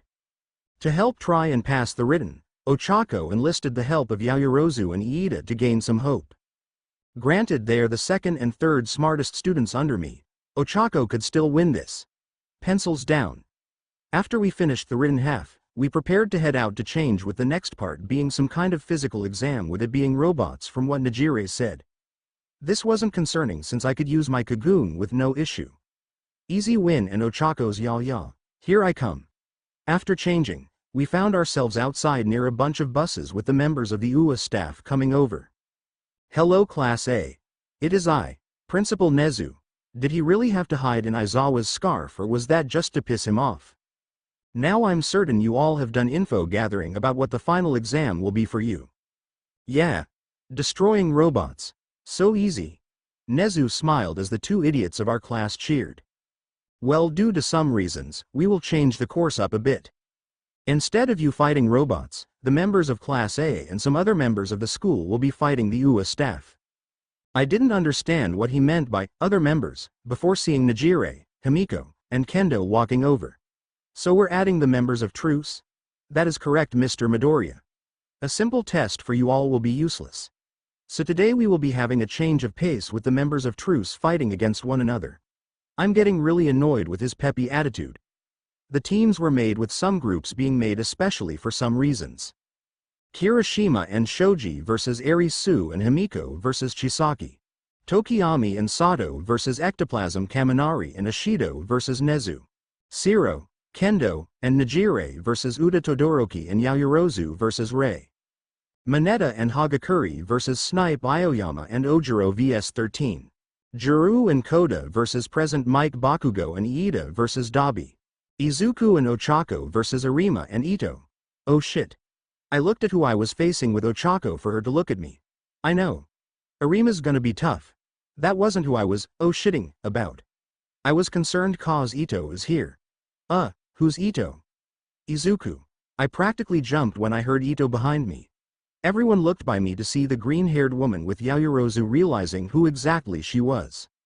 Oh my goodness, it's Sen Takatsuki. She started fangirling a bit before asking for her autograph of the Hanged Man MacGuffin. She happily did before many of the class started looking at me to see my unease. Midoriya, you okay man? You're looking a bit pale, and I mean paler than usual. Why is the owl here? Those who knew who the owl was went completely pale, realizing who Ito was now. Wait, the owl is Sen Takatsuki? Yaoyorozu was amazed at this. For me to clarify. Yes. Sen Takatsuki, or Ito Yoshimura, which is her real name, is the one-eyed owl. A SSS class ghoul that is wanted by the CCG. One of the two ghouls that isn't me or my father that are SSS class. Believe it or not, you've all met the dodgy mother, who is the only other known ghoul to hold the title as well. Nobody could say anything as we simply heard the criteria for winning and went to our designated buses before driving off to where we would have to. With Kirishima and Shoji, third-person POV. As the members of Class A and the others that are taking the exam began to head into their testing sites, Shoji and Kirishima began to discuss what they knew of Arie and why the little girl was chosen to fight them. So you have any idea on what Arie can do, Shoji? Sorry man, I'm clueless. All I know is she hangs around Chisaki regularly and doesn't try to pick fights. When there is a fight, Arie normally clings onto his shoulders if she's caught in the middle of it and acts as another set of eyes in his ears. They continued to find out what the other knew before they heard a giggle inside a darkened alleyway. Arie? Is that you? The voice kept giggling at them for the two to start walking into the alley. Come on Arie, this isn't funny. Please don't scare us. Kirishima kept trying to get Arie to reveal herself while Shoji kept an ear out when they found themselves in a pitch black spot with the giggling coming from there. Kirishima had all his hair spiked up like the ones on his head. Arie, this really isn't funny. Come out and stop acting creepy. As this was said, two blood-red eyes opened up from the darkness to stare at them. Suddenly, strange crimson-red fire lit from the darkness as well for Shoji to begin panicking. Run now. They tried to get away with red crystals coming at them, just barely missing them to cut their hero costumes and the hair under them. The figure revealed itself to be Arie with a white plague mask similar to her adopted father's with purple tendrils coming out of her back. Time to play. Will you play hunt with me, Sho and Kiri? 3 with Siro, Najire, and Kendo. The trio found themselves in a mountain area trying to find where their opponent was. So what do you know about Uda? Kendo asked for Najire to scoff at her. Whatever info you got on the guy, we could probably use. I don't need to say jack shit to a fucking human or the woman who tried to kill our boss because of some dumbass fake clown's comment of how he's a danger to society. As far as I'm concerned, you all can go fuck yourselves. That's messed up, even for me. The trio looked behind them to see Uda sitting on a rock listening. Without warning, Najire charged at Uda to impale his chest with her hand. Did she just stab him through his chest? She jumped back soon after with Siro and Kendo shouting at the older ghoul. Are you insane? He's on our side. Don't kill him. Oh please. If that was enough to kill No Face, then the clowns wouldn't be as strong as they're led to be. Just like how Najire said, the hole in Uda's chest began to close up for him to be seen unharmed.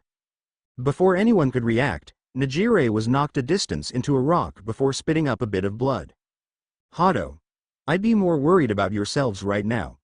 Uda came behind Kendo and Siro before punching the tape quirk user in the stomach to force him to throw up before slamming Kendo's head into the ground to disorient her. When a ghoul goes to kill, the face their victim sees is nothing. That is my purpose in using a faceless mask. It's just a facade. But this face will be your nightmare. With Sue and Himiko, the duo walked through the corridor of the hallway before noticing the sound of a pen to a clipboard. Hiding behind a corner, the two looked over to see Chisaki sitting on a crate doing some paperwork. His eyes slowly came up to the two who hid behind the corner. His eyes turned back to his work to silently work. You think he saw us? Himiko whispered to Sue before they obtained their reply. I saw you. Their blood froze with the older man finishing his work before placing it down to start walking towards the corner. I know you're back there. Hiding won't do anything. The two began to panic and slowly move away from the corner. Fine. If you won't come out to face me. Chisaki's eyes turned to that of a ghoul's with his Kokaku Kagun active. He jumped to the corner and sliced a huge chunk of it off like butter. Ah. Then I'll come face you. Himiko pulled her Kagun out in fear as the two prepared to face one of the more skilled members of Truce. With Todoroki and Yaoyorozu, coast is clear, let's get a move on. Todoroki stayed this to Yaoyorozu as they began running to the exit. Taking extreme caution whenever they were turning a corner. From what I was explained of my mom's skills, she's not someone we can face alone. We need to avoid her at all costs. I read up about Frostbite as well. She's as cold and ruthless in fights as her name describes. They kept walking down the alleys, avoiding areas that it was easy for them to be seen before stopping at a giant wall. What is this? Yaoyorozu went up to the strange wall before running her hand over it. An RC wall. Most likely because of your mother. Something tells me this is a trap. Both thought for a moment what to do in order to keep going. If they were to destroy the wall, that may alert Rei to their position, or this was part of her plan to begin with. But if this was just a ploy for them to come towards Rei, who knows how many other hidden areas she had laying in wait. Let's keep going in this direction. Either we make attention to ourselves, or we keep going in the direction and hope for the best we don't run into your mother too far from the exit where one of us could go through it. Yaoyorozu said this for them to continue down the alley. Little did they know, the woman they were afraid to run into was following them on the rooftops, waiting for them to fall into her trap. Once they got to a dead end with all other routes being shut off, the two decided to take their chances and break the RC wall that was in front of them down. Seems my trick worked better than I planned. They stopped their attempt to look behind slowly and see Rei drop down in her mask staring at them. Now Shoto, allow me to show you just how much of a rage mom I can be. She came directly at Todoroki to knee him in the gut, sending him into the air before grabbing the top half of Yaoyorozu's hero costume to throw her in the opposite direction. Winter's staying early this year. With Bakugo and Iida, Bakugo attempted an all-out attack on Dabi with hopes to take him down or damage him a little. This did next to nothing as the dark-haired ghoul grabbed him and threw Bakugo into a wall. Iida had tried next in hopes to outmatch Dabi's speed before losing him. You're fast. Iida tried to turn his head for Dabi to grab his neck with his Kagoon out. But I'm faster. Go to hell. Bakugo came back for another attempt on Dabi before missing and hitting Iida in the process. Watch it, Four Eyes. I had not planned to be hit by your attack. Do not assume that me being used as a shield was intentional. Dabi used his Kagoon to attack both young adults to separate them and went on to take Bakugo down before going towards Iida. Both lied on the ground, struggling to get up as Dabi stared them down. This is only the beginning. Now get up and show me why Izuku thinks it's worth his time to mess with you jackasses. With Izuku and Ochako, the two began walking as fast to the exit as possible, with Ochako trying to get answers. Izuku. Wait. He tried to avoid areas where it was easy for someone to see them a long ways away, with the brunette still annoyed. Stop for a second. Why are you so scared of the owl? Izuku stopped when he got to a corner for Ochako to finally catch up. Finally. Why are you SOMMMPH? The half-ghoul covered her mouth before pointing over to where they were walking. Putting his finger to his mouth, Izuku let go of Ochako before explaining. Ito is one of the most dangerous ghouls that not even Arima could beat alone. She is literally the ghoul's form of the CCG's Reaper. If we faced each other, I can't even tell if I can win. She's that much of a monster. In simple terms, she is the one-eyed king. They were cut short by the sound of something on top of the building they were on. Looking up, they saw a hand before looking down to see a face smiling at them. Found you. With Kirishima and Shoji, third-person POV. Both guys were running as fast as they could from the small child who kept attacking them. Though they were older, Arie had the advantage of being naturally faster with her Ukaku Kagoon. Are we playing tag? Albeit then, she ran faster for both Shoji and Kirishima to panic. Here I come. She pulled out her Baikaku Kagoon that resembled that of a scorpion tail to attack the two. What is wrong with this picture? She's a little kid kicking our asses. Shoji turned to face the little girl with her being nowhere in sight. Where'd she go? Tag. Arie came from under the larger guy to hit him in the stomach with her Baikaku Kagoon. Gah. The wind was knocked out of him before being thrown into a wall. I've gotcha now. Kirishima came behind to grab Arie by her arms to keep her from moving. Well, that was easier than I thought. Oof. He was cut off by the small child hitting him in the groin and leveling the hardening quirk user. Right in the balls. Arie seemed somewhat accomplished with herself before Shoji tried to pin her to the ground and put the cuffs on her. She jumped up to avoid this and stomp on his head. 1. I'm done going easy on you. Kirishima started to harden himself to try and grab Arie's leg. I've gotcha now. The small child smiled before bringing her Ukaku Kagun out to smack Kirishima over the head. The two stand up and see Arie smile at them. What can we play now? She thought for a moment before avoiding an attack by Shoji and knocked him into Kirishima. In that moment, a great idea came to the small child. I know, let's play cat and mouse. She said this with a smile and attacked the two with her Baikaku Kagun. Damn it. Kirishima pulled his unconscious friend away with fear while Arie came after them acting like a monster. Roar. Get back here. She acted like this whole thing was a game and having a blast acting the part of an enemy. With Siro, Nijire and Kendo. Siro tried to wrap Yuta in tape for it to bind him. After, Kendo tried to use her enlarged hand due to her quirk to slam the ghoul into the ground. Finally, Nijire started to use her long-range attack to pierce him over and over again. Yuta remained motionless on the ground with everyone uneasy. Did we get him? Siro asks before Yuta disappears and slams Siro's head down into the ground. You bastard. Kendo tried to hit the clown with Nijire joining in. Yuta avoided it to have both attack one another. When they recovered, Nijire grabbed Kendo by the collar to yell at her. What the fuck was that? It wasn't my intention. What's your excuse? I wasn't the one that screwed up. Don't put the blame on me. You're lucky I don't kill you. Both shouted this for Yuta to knee Nijire in the gut and roundhouse Kendo to the head. You two are truly on edge and doing this is idiotic at best. Nijire recovered to try and attack Yuta with a hand going through her right lung.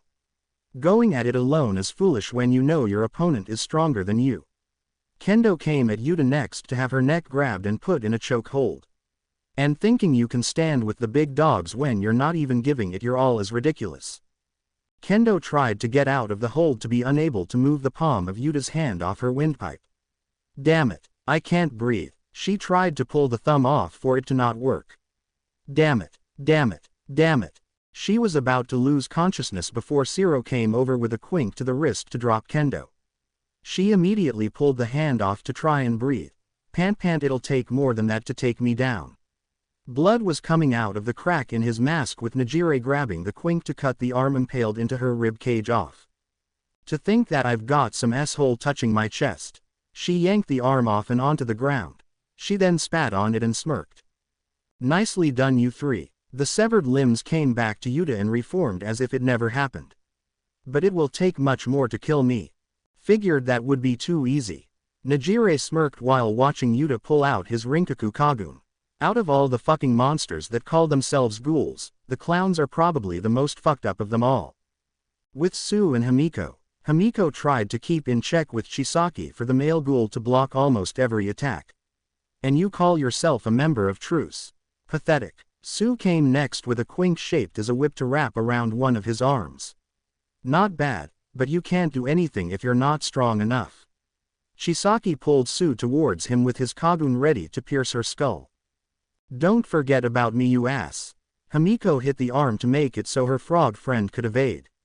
Sue then used her forward momentum to use Chisaki's face as a springboard and jump away. Her and Himiko regrouped a few feet away from the older ghoul for him to start laughing. Now that's what I call teamwork. But even with that, you'll need more than just knowing how to work together to beat me. Chisaki came at them again to target mainly Sue this round. She evaded the best she could while Himiko tried to stab Chisaki with her Kagun. He evaded with it nearly hitting Sue in the act. Just missed. And you won't have that opportunity again. The blonde ghoul looked behind her to get a Kokaku Kagun to the gut. Both girls were pale when they saw what had happened. Now let's see just how far I can push till I break the two of you. With Todoroki and Yaoyorozu, both were having a hard time with Rei as they could barely recover when her next attack would come. Is this honestly the best my son can give? I'm ashamed as a mother. For some reason though, she was gunning for Todoroki more specifically. If this is your best shot, then you have no pride as a hero or member of my family. Todoroki. Yaoyorozu started making flash grenades and sending them at the ghoul mother. This was blocked though by a wave of ice freezing them whole. That's not possible. It is. Yaoyorozu looked up to see Rei with her Kagun out almost like frozen wings. The frigid cold was prominent enough where air around it was visible. She walked towards the creation quirk user with Todoroki's neck still in her hand.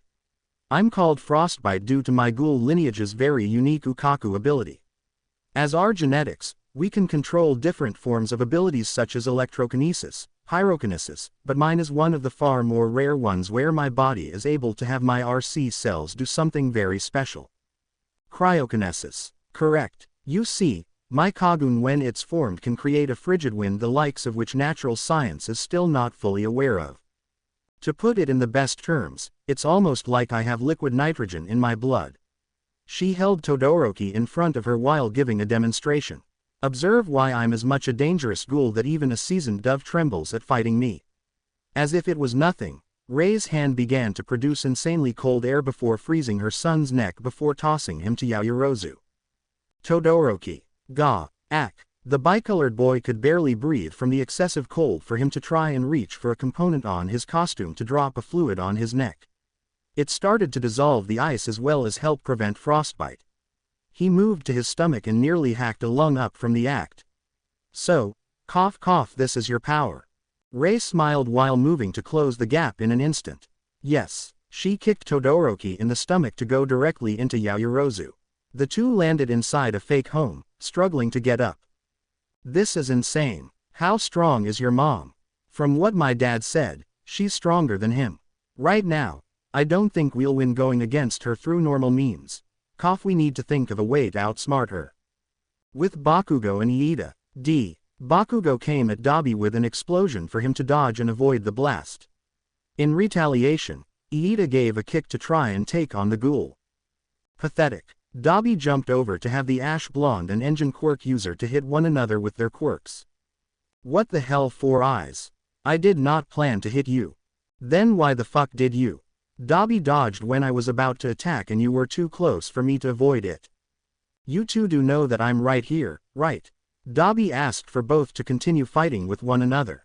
Hello, Earth to idiots. Your enemy is right here. You wanna fuck go Four Eyes. You know what? Fine.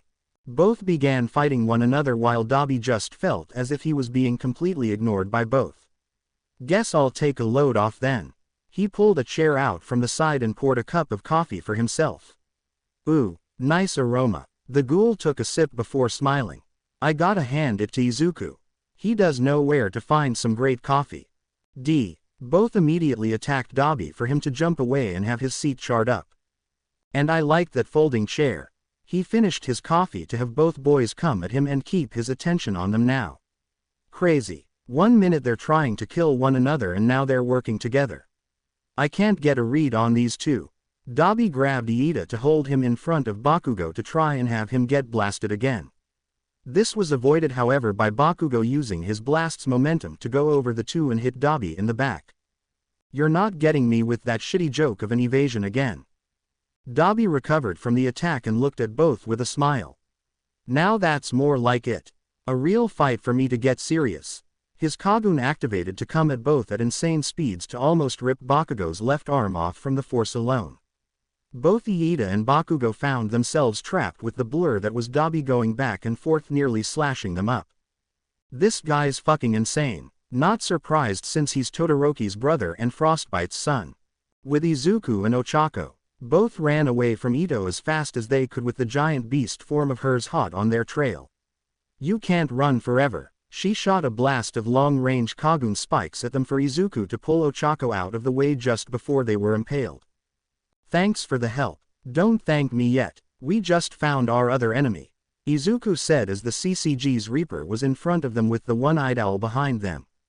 Prepare to fall. Arima came at Izuku with his IXA Quink. Bastard. Izuku tried to hit him with a Kokaku Kagun for the mode of the Quink to change to one of defense. Like this'll stop me. Izuku went for his Rinkaku to open a hole for the mode to change again and stab Izuku in the chest. Izuku. Ochako tried to run over before having a hand nearly crush her. Don't forget about me, little girl. He. Ito attacked Ochako again and again for her to pull out a Quink she had prepared for this fight. I guess it's time to get serious.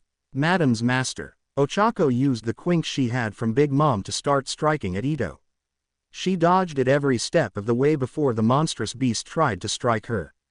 Damn it. The attack came at her for it to be blocked by a greatsword as it looked. Form change. Right. Thanks to my training with Arima, I was able to make some headway and also alter my quink somewhat. Madam's Master Form 4, Big Blade. Ochako made the sword weightless as she came charging at the ghoul to attack. Ito was on the defensive trying to avoid the strikes before having a cut graze her cheek. Gotcha. Ochako held the gigantic blade above her head ready to strike. Next hit will be on your neck. Little brat. Ito grabbed Ochako's leg and threw her into a building. Don't underestimate me. As the two continued their fight, Izuku was trying to get near Arima until he brought out his Narukami to keep Izuku a distance with long-range electrokinesis attacks. When Izuku was able to get closer though, the IXA would act as a shield with Narukami's attack hitting Izuku's wrists that burned from acting as a shield. Damn it. You should have figured going at me with no clear plan was destined to fail you. Shut up. Izuku moved at his max speed to find himself behind Arima to attack. With little effort, he blocked this with IXA and hit Izuku with another blast from Narukami. You'll never beat me with the level of strength you're using. Give up. Izuku ignored this and went straight in for another attack. He tried to use an Ukaku attack while moving at insane speeds to keep the attacks at every direction. No matter how fast or how skilled he is, Arima's still for the most part human. That means there's limits to what he can do as opposed to what I can do. The blasts came at the CCG member for him to block every strike like it was nothing before Izuku came to the side with his Rinkaku Kagun attacking IXA. With that happening, he used his Baikaku Kagun to attack directly at Arima's face for him to hold Narukami up and send a blast into Izuku's chest. It went straight through to make Izuku get sent a distance. This was not needed to happen, but you chose to fight me alone. Izuku tried to get up with the dove coming over to stab Izuku's right eye with the IXA quink and go right into his brain. Ah! Arima then pulled the weapon out to shoot Izuku's head point blank with Narukami. He fell backwards motionless with Arima standing above him seeing the bloodied mess that was Izuku's head. Skin was burned off, flesh was showing, and blood was seeping out of almost every part of his misshapen head. Rest in peace, Izuku Midoriya. Arima says this before looking over to see Ito throw Ochako over towards Izuku's lumped carcass barely able to move. Izuku. She reached for her boyfriend before slowly passing out. Is it over? Arima sat to the side pulling out a book he borrowed from Izuku some time back. In the light of darkness and a fate of death, those who pay homage to what is the light shall shine again to protect the weak and smite the wicked. He looked over to both who were barely breathing at this point in time. Let us see if Izuku has the power to smite that which is wicked. Izuku Pav. I began to wake up in a sea of darkness. As far as I could see, there was nothing in this space. Only endless black that seemed to go on for eternity. Is this the afterlife? Been a while since we've met face to face like this. A light shined behind me for the me that I've had trapped inside to show himself again to me. Right now you aren't, but you're not in a good spot either. Quote. Ochako. Same thing. At least, that's as far as I can tell. So what will you do? Will you stay in this darkness, or will you let me out and allow me to rampage? I could hear him snickering behind me for a sigh to come out. You know something, I've always tried to find out just what you were exactly ever since you've shown yourself about 15 years ago. At first, I thought you were the part of my father that existed inside me that wanted to become what he was. But after his defeat, that thought went out the window. I then thought you were the part of me that was broken, but Ochako mended my heart the best she could for you to disappear. But seeing you here makes me believe that was wrong too. So what am I? I took a deep breath before turning around. You're the part of me that existed in that basement. The part that felt the brokenness of what our father did as a manifestation of my mind to try and cope with it. Izuku saw then the being with broken tears looking at him. It wasn't right. I know. I was just a kid. I know. He treated us like a monster and that's how the WLRKS saw us. I wrapped my arms around the smaller me for a hug before replying. I know. We held this hug for a few minutes with the younger me sobbing into my shoulder. Why couldn't we just be normal? We didn't ask to be a monster, so why are we treated as one? I don't know. It's just how the world works. Though we're just as much of victims, the world will never see us as who we are. That's why I made Truce. To give us a home we can have. The world around us began to brighten and show a big top for the younger me to wipe his tears. Whatever happens, please, don't forget about me. I don't wanna be alone like this again. I won't. The world began to glow bright for Izuku's hair to start turning white. I can never forget what happened in my past. Not now, not ever. Third person POV. This was a wasted effort. Arima began to walk away with Ito turning back into her normal form thinking everything was over. Before they could get far, Arima senses and blocked an attack from behind with Ito getting attacked and pierced from behind through her heart. Seems you both still have fight left in you. The half-ghoul smiles while pulling some of the blood dripping down her body to lick. She noticed however that Izuku's hair was pure white with a more powerful aura around him. It also appears that you've come to terms with yourself, Izuku. Ochako, can you still fight? The brunette smiled while making her quink into a blade. Don't count me out yet. Izuku and Ochako stormed both Arima and Ito with them splitting up. Izuku this round took Ito with Ochako taking Arima. Now this will be fun. Ito charged at Izuku turning into her owl form. Let's play more Izuku. I want to see if you are the king we've been waiting for. Izuku jumped on top of a building and used his Rinkaku Kagun to wrap around Ito's arm. He then used the force of her resistance to ricochet himself and use his Kokaku Kagun to slice into her eye. I'm not done yet. In the moment, he used his Baikaku to pierce the back of her Kakuja and return back for another slash. This unfortunately ended with making the half-ghoul angered at Izuku to send a long-range attack at him. He avoided to send an Ukaku attack at Ito's face. I'm done playing nice ETO. As the two fought, Ochako began slashing at Arima herself with it looking like they were relatively on level terms. You've taken to my teachings rather well. Arima pulled back to use Narukami and blast at Ochako. Narukami is one of his most powerful quinks. But it has one fatal weakness. Ochako dodged the blasts with her using her own quink to tunnel into the ground. Madam's master form 2, Needle Worm. The attack came up to pierce Narukami in the barrel to temporarily make it inactive. If I can damage the barrel, then the attack can't work and it becomes nothing but a blunt object. Impressive. Arima came at Ochako with the IXA for him to be blocked by her quink. She then reverted it back into form 4 to attack with Arima not giving her a chance to have an opening. But it's pointless if you can't beat me. Guess it's time for phase 2. Ochako moved to Arima's back to start attacking from all directions for him to not miss an inch. Trying to get the advantage, she started making a dust cloud for all line of sight through normal means was blocked. While the two continued their objective, Izuku was ripping Ito's Kakuja apart piece by piece with her becoming more and more agitated as it went on. Stay still. That form is strong if it hits, but not all that great if your opponent is faster. Izuku kept moving to keep out of Ito's reach before aiming for her head next. She countered however with swallowing him in one gulp and smiling. Checkmate. This act though was probably the worst thing she could make. Her stomach began to grow until it burst open with Izuku in a different Kakuja than the one he presented in the USJ. He used his 3 arms to grab Ito's head and rip it completely off to show her upper half of her body. So, this is what you can do. Color me impressed. Izuku opened his Kakuja's mouth for him to be seen inside with an emotionless stare. Quite the show. Don't you agree? The green-haired woman moved to Izuku's real boy to lean closely in an attempt to kiss.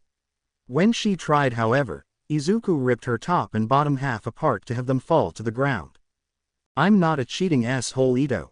We're done here. Izuku placed the cuffs on Ito with her smiling and laughing. Ha ha ha ha, I love you Izuku Midoriya. She kept laughing uncontrollably as Izuku watched Ochako finish her opponent. Seems you can't touch me still. Ochako tried to find some way around Arima's defense to only see that it wasn't working. She then decided to use the one tool in her arsenal that Izuku had given to her specifically. Time to use it. Chimera. She pulled a black box out that covered her in an armor as well as give her 2 small swords. 2. So he's given you a Kakuja to use in an errata, hasn't he? Yes. This is made from the Kakuja Izuku used in the USJ attack. I call it Dark Queen mode. In a flash, Ochako disappeared to reappear beside Arima for him to block. Still not fast enough. She disappeared again to attack from the other side for the same to happen. This time however, Arima noticed the gap in her new gear's power and his Quink's defense. She's stronger. The two continued to fight with Ochako beginning to make headway. When she was about to attack one last time, she noticed Arima's right eye glazing over a bit to use this as her moment to strike. She took Ixa out of the Reaper's hands and held one of her Quinks at Arima's neck. There was a silence before he spoke. I surrender. Izuku and Ochako heard the announcer say they've won for them to collapse from the pain. We won. These were the only words the two spoke as they passed out from the pain. With Kirishima and Shoji, Arie kept attacking the two until Shoji came up with a plan to win. Kirishima, stall her for a few minutes. How? I don't know. Think of something. Make fun of her hair or something. Shoji didn't know what to say but just simply, keep her attention on you, to Kirishima. If Chisaki kicks my ass at the end of this, I'm gonna blame Shoji. Hey Arie, your hair looks like something crawled on it and died. There was a silence between the two before the small child spoke up. Sniffle, how could you say something so mean, Kiri? I hate you. She jump-kicked Kirishima in the stomach before spinning him by his foot around and threw him into a building. This better be worth it, Shoji.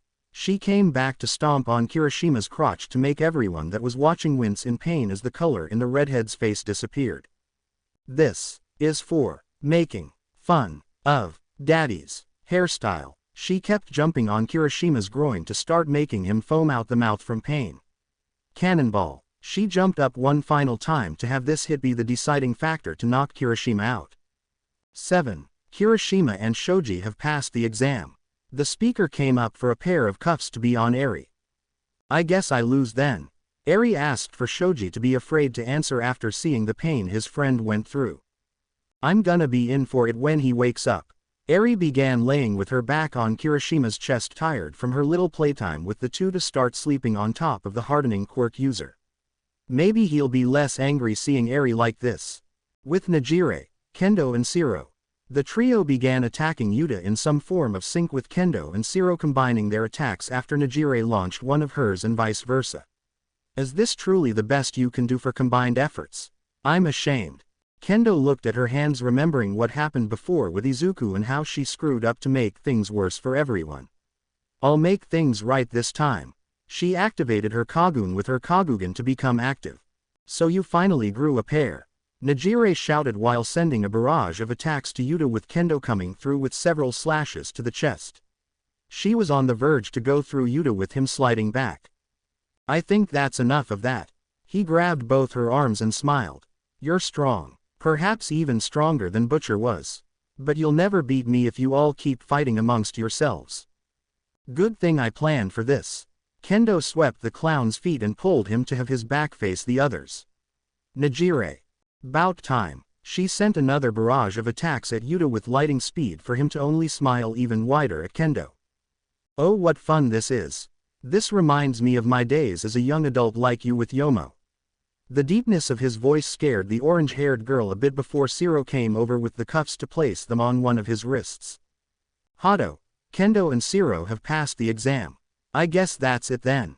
Kendo let go for Yuta to stand and walk away like nothing happened.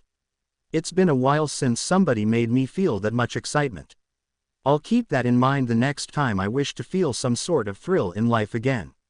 He said this in a calm manner for all three to think in unison about their ghoul opponent. Just what the hell is this guy? With Sue and Himiko. Sue and Himiko were having a difficult time with Chisaki when he began actually fighting them. Get up. He kicked the blonde across the room with Sue struggling to stand up. The two of you were working so well up till now. Shame that your teamwork fell short. He came charging at Sue with just narrowly cutting the frog girl from her thigh to her neck. She then received a kick to Himiko, who caught her mid-flight.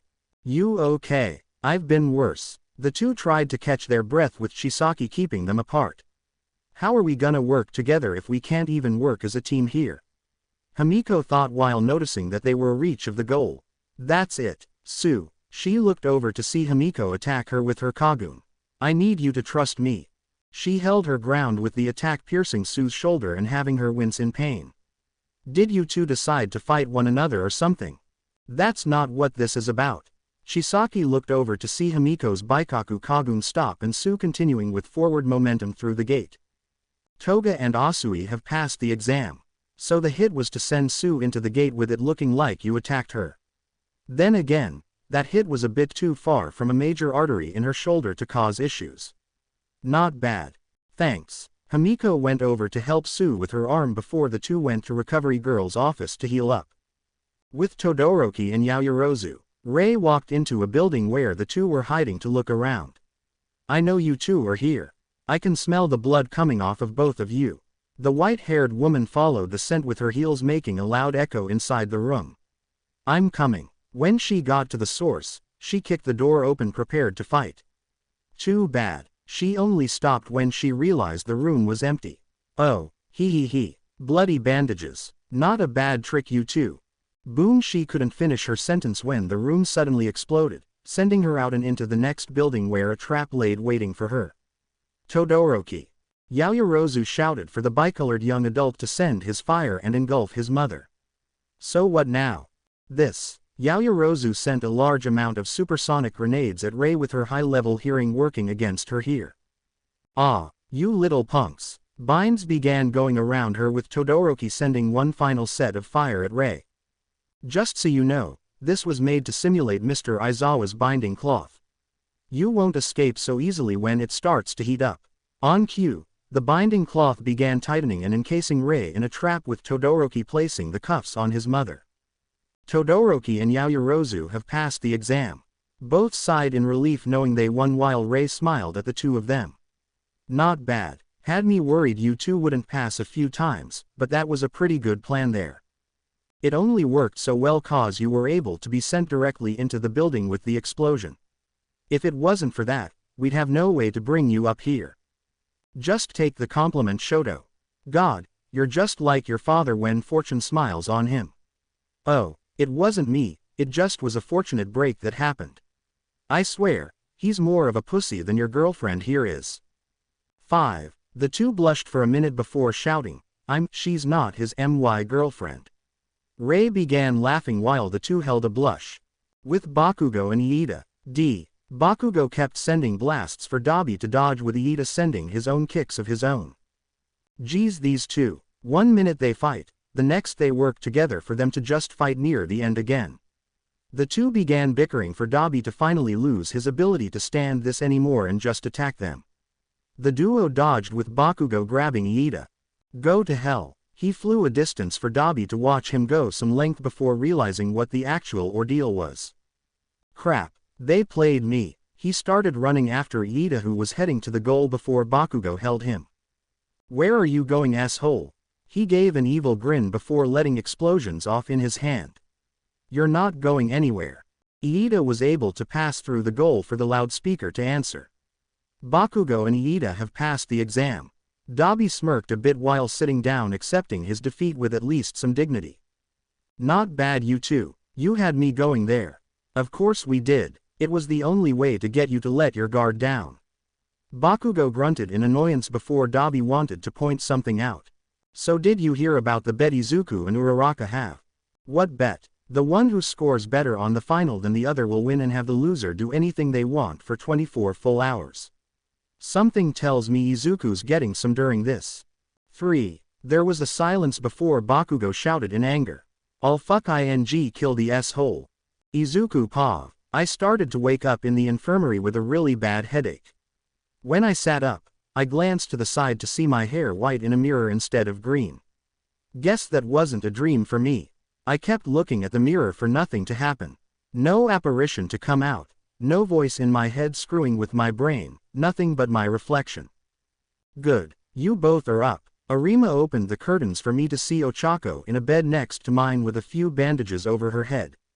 What happened? You both collapsed after defeating me and Ito. She went back to her home but sends her regards. The CCG inspector looked through our medical problems for Ochako Street. Speak up. So who got the better score out of us? Arima looked up at us before going back into the files and answering. Uraraka had a final score of 90 on the practical and a 89 on the written while Midoriya had a 91 on the practical and a 95 on the written. I glanced at Ochako with a smirk. What? I win out bet. Now you need to do whatever I say for one whole day. Oh come on. Seems you both are lively. Recovery girl. And in to sit on a chair between us. You both can leave when you're ready. I already treated you both so it wouldn't be a problem if you leave. Just don't overdo it dearies. Recovery girl left with my smirk to Ochako not fading at all. Sigh fine. Can we at least hold some class instead of me and you going at it like animals in our bedroom all day and night to the point I should start taking birth control right now? What do you take me for? Some filthy wretched pervert like Mineta? Give me some courtesy. She gave me a glare before answering. Just at least can we not have our first time in a fast food restaurant's bathroom? Oh please. Like I'd want to have our first in a. I stopped for a minute to make her think I was thinking about it just to see Ochako get mad.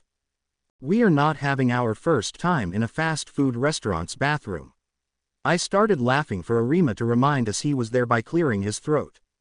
I have some work at my office, so I shall let myself out. He walked out with me starting to stand up too. Okay. So what do you have planned for tomorrow for your commands? I smiled while answering. Tomorrow we're going out on the town. You might wanna prepare down there too. I stated this while leaving in a laugh with a pillow being thrown at me. You pervy monkey. The next day, Ochako Pav. I started to wake up and look around our room to find Izuku nowhere in sight. Wonder if he had something to do. I decided to get up and start heading downstairs for food before seeing a dress helped out for me. On it, there was a note saying for me to wear it today. It was a dark gray somewhat thick cotton dress that looked almost like an overgrown sweater to me. Maybe I'll wear leggings with this. I changed into it and found Izuku sitting in the common area in a nice dress shirt and pants talking with Ray. He noticed me and smiled. Looking good. To be honest, I planned for you to make me look like a cheap bar slut. I would never. He put some dramatic acting in the reply for me to start walking into the kitchen to get something to drink. But before anything I have one request for you to do with the outfit. He stopped me to turn around. Give me your stockings and underwear. What? Part of the day of commands. You gotta follow them. There's no way I'm going commando all day. Ray smirked while explaining. Who would have thought the tough as nails Ochako would be such a pussy? I growled at her for it not to faze the woman. Oh please, I've seen perverts with better cat calls than that. Sigh fine. But I want them back at the end of the day. I walked into the bathroom and did as he asked, putting the underwear in my stockings and wrapping both in a ball. When I returned, I threw the ball at Izuku with a bit of satisfaction I had that on him. Happy. He unrolled the ball to see my underwear and smirk. Black. Someone seems horny today. It went with the dress you walking pervert. He laughed before having us leave for part of his crazy elaborate plan to get me to do what he wanted. Let's at least hope this is the most screwed up time today. At the station, the day was somewhat breezy with every move I made making me come to the realization of the crap I'm being put through right now. He had to do this with me wearing nothing underneath. When I get the chance, I'm kicking Izuku's butt so hard that ease. Seems our train is here. The door opened up to show it was completely filled with people for me to be a bit uncomfortable. Maybe we should take a less crowded bus or maybe just walk. That'll take almost all day. Trust me when I say this. He got close to my ear and whispered into it. I'll make it so your dirty secret isn't found out. He pulled me inside with us being able to find a way to the other end of the train.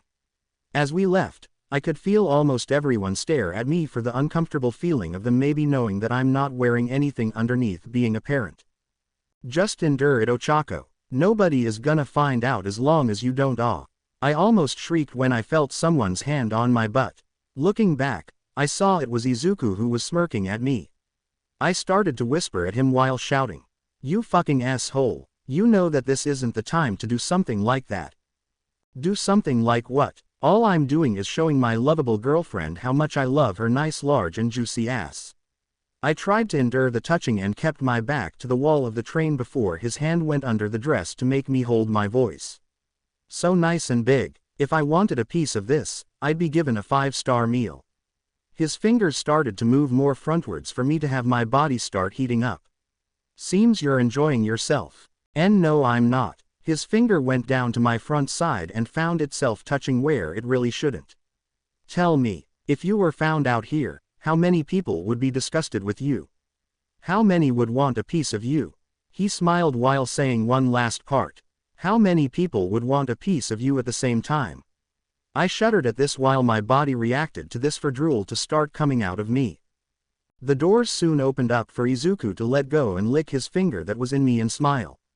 You taste really good. This is our stop. We went off the train and continued down the street. When we found ourselves at a cafe, Izuku motioned us to go in. This better not be. We're not gonna do that here. I have plans for that. I agreed for us to head in and order some food and coffee just to eat something before continuing.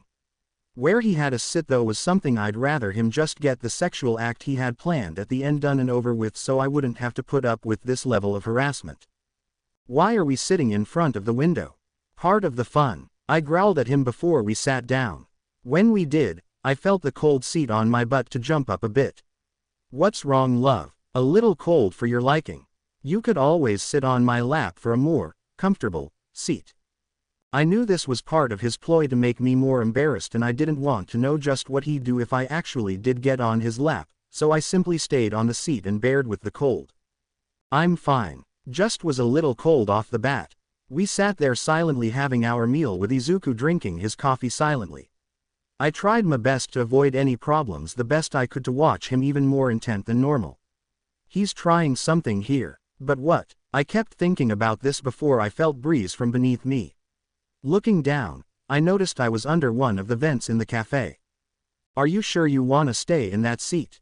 You bastard. You had this plan. I covered my mouth as I felt the cold air coming from under me. I glanced at Izuku for him to keep his lap open for me to jump on. It's just a vent, Ochako. It's nothing. I tried to endure it with Izuku standing up. I need to use the restroom. I'll be back. He left with the vent finally stopping for the time being to let me rest a little. Hey pretty lady, wanna come with me? Some gross freak that looked like some kind of street side pimp came walking up and bothering me. Sorry, taken. I ignored him and decided to eat my cinnamon roll that I had before he pulled a pocket knife out and stabbed the table. Maybe I didn't ask you nice enough, honey. Why don't you and me go? Ooh, a new friend for me to play with. Izuku came behind the guy to grab his wrist to the point of breaking it before dislocating his other arm's shoulder. Let's get this clear, buddy. Only I can have fun with this sexy little package in front of us. So unless you have a death wish, get the fuck out of my sight before I rip your fucking limbs off and shove them up your ass while force-feeding you your own organs. 2. The guy went pale before running out and leaving the knife in the table. Could have been a little more subtle. That'll teach him. Izuku picked me up and placed me on his lap before reaching for his coffee, enjoying it and hugging me from behind. I might mess with you, but you're still mine. Alright. He acted differently than he did before, with him kinda acting jealous and keeping me in arm's reach. This is kinda cute of him. Time skipped to the evening, third person POV. The day for Izuku and Ochako continued on after this with a movie, shopping and even a visit to an aquarium. Each time, Izuku acted a bit sneaky to get Ochako to feel very uncomfortable, such as playing with her lower half during the movie and having her sit on his lap, shop in a building meant for adult sex toys and having them buy lube and some bondage gear to make the store clerk smirk at Ochako in a rather amused way, and also go right up near the splash tanks for the fish and mammals to splash Ochako's dress a bit and make some rather sexual jokes about it. Though she wasn't having fun, Ochako did notice Izuku showing more emotion than he normally would, to the point this was weird. The day was at its end with Izuku and Ochako sitting atop a hill looking out into the city and watching the sunset. Hey Ochako, if this is another sexual joke, I'm not interested. It's not that. Izuku was uneasy before Ochako looked to see him worried. There's something I wanted to say to you for a while. You see, I've always had to be the strongest when I was little. I couldn't show weakness to anyone, with showing any kind of emotion being no different than weakness. So I never, ever, showed true emotion to anyone. That is, until I met you. Ochako was curious to look at Izuku. What about your mom though? I love her to death, but I feel more ashamed for her that I'm her son. You on the other hand didn't have to fall into the line of work I do and have constantly worked hard to help me. In the small time I knew you, you took this wall I made for people to never see the real me and turned it into something I can't cover up. Tears started to fall from Izuku's face for Ochako to realize this is hard on him. For years, I felt nothing but loneliness. Now with you in my life, I feel like that loneliness is agonizing and self-killing. I may mess with you a lot, but I am truly and gratefully happy that I have someone like you in my life. Sniffle Ochako. I love you so much. Ochako hugged Izuku after hearing this for her to smile in his chest. You don't have to cry. I won't get up and leave you so easily. It's not about that. It's about the fact that you've never seen me differently and gave me a place alongside you where I thought nobody would easily give me. Please, don't ever leave me. Izuku kept sobbing for Ochako to place his head into her chest while petting his white hair. I won't go anywhere. I gotta stay close enough to you since I'm kinda owned by you, right? She smiled at him for Izuku to hug her tighter. You might be a perv and piss me off almost on the daily with your comments and acts, but I do think you're a good person at heart and that's all that matters. I'm not good though. As a human, I'm greedy. Everyone is. Don't blame yourself for being human. Even if you might not really be. Both kept hugging one another before letting go and watching the sun drop down beneath the city lines. The two kept laying down for Ochako to look at Izuku. Hey Izuku. Yeah, she was uneasy asking this, but decided now was a good time. Could we do it? There was a silence before Izuku got up and moved near Ochako. He pressed his lips against hers for them to fall over into the grassy hill. To be continued. I hope you guys enjoyed this video. Please make sure to like and subscribe to the channel. Now we will see you in the next video.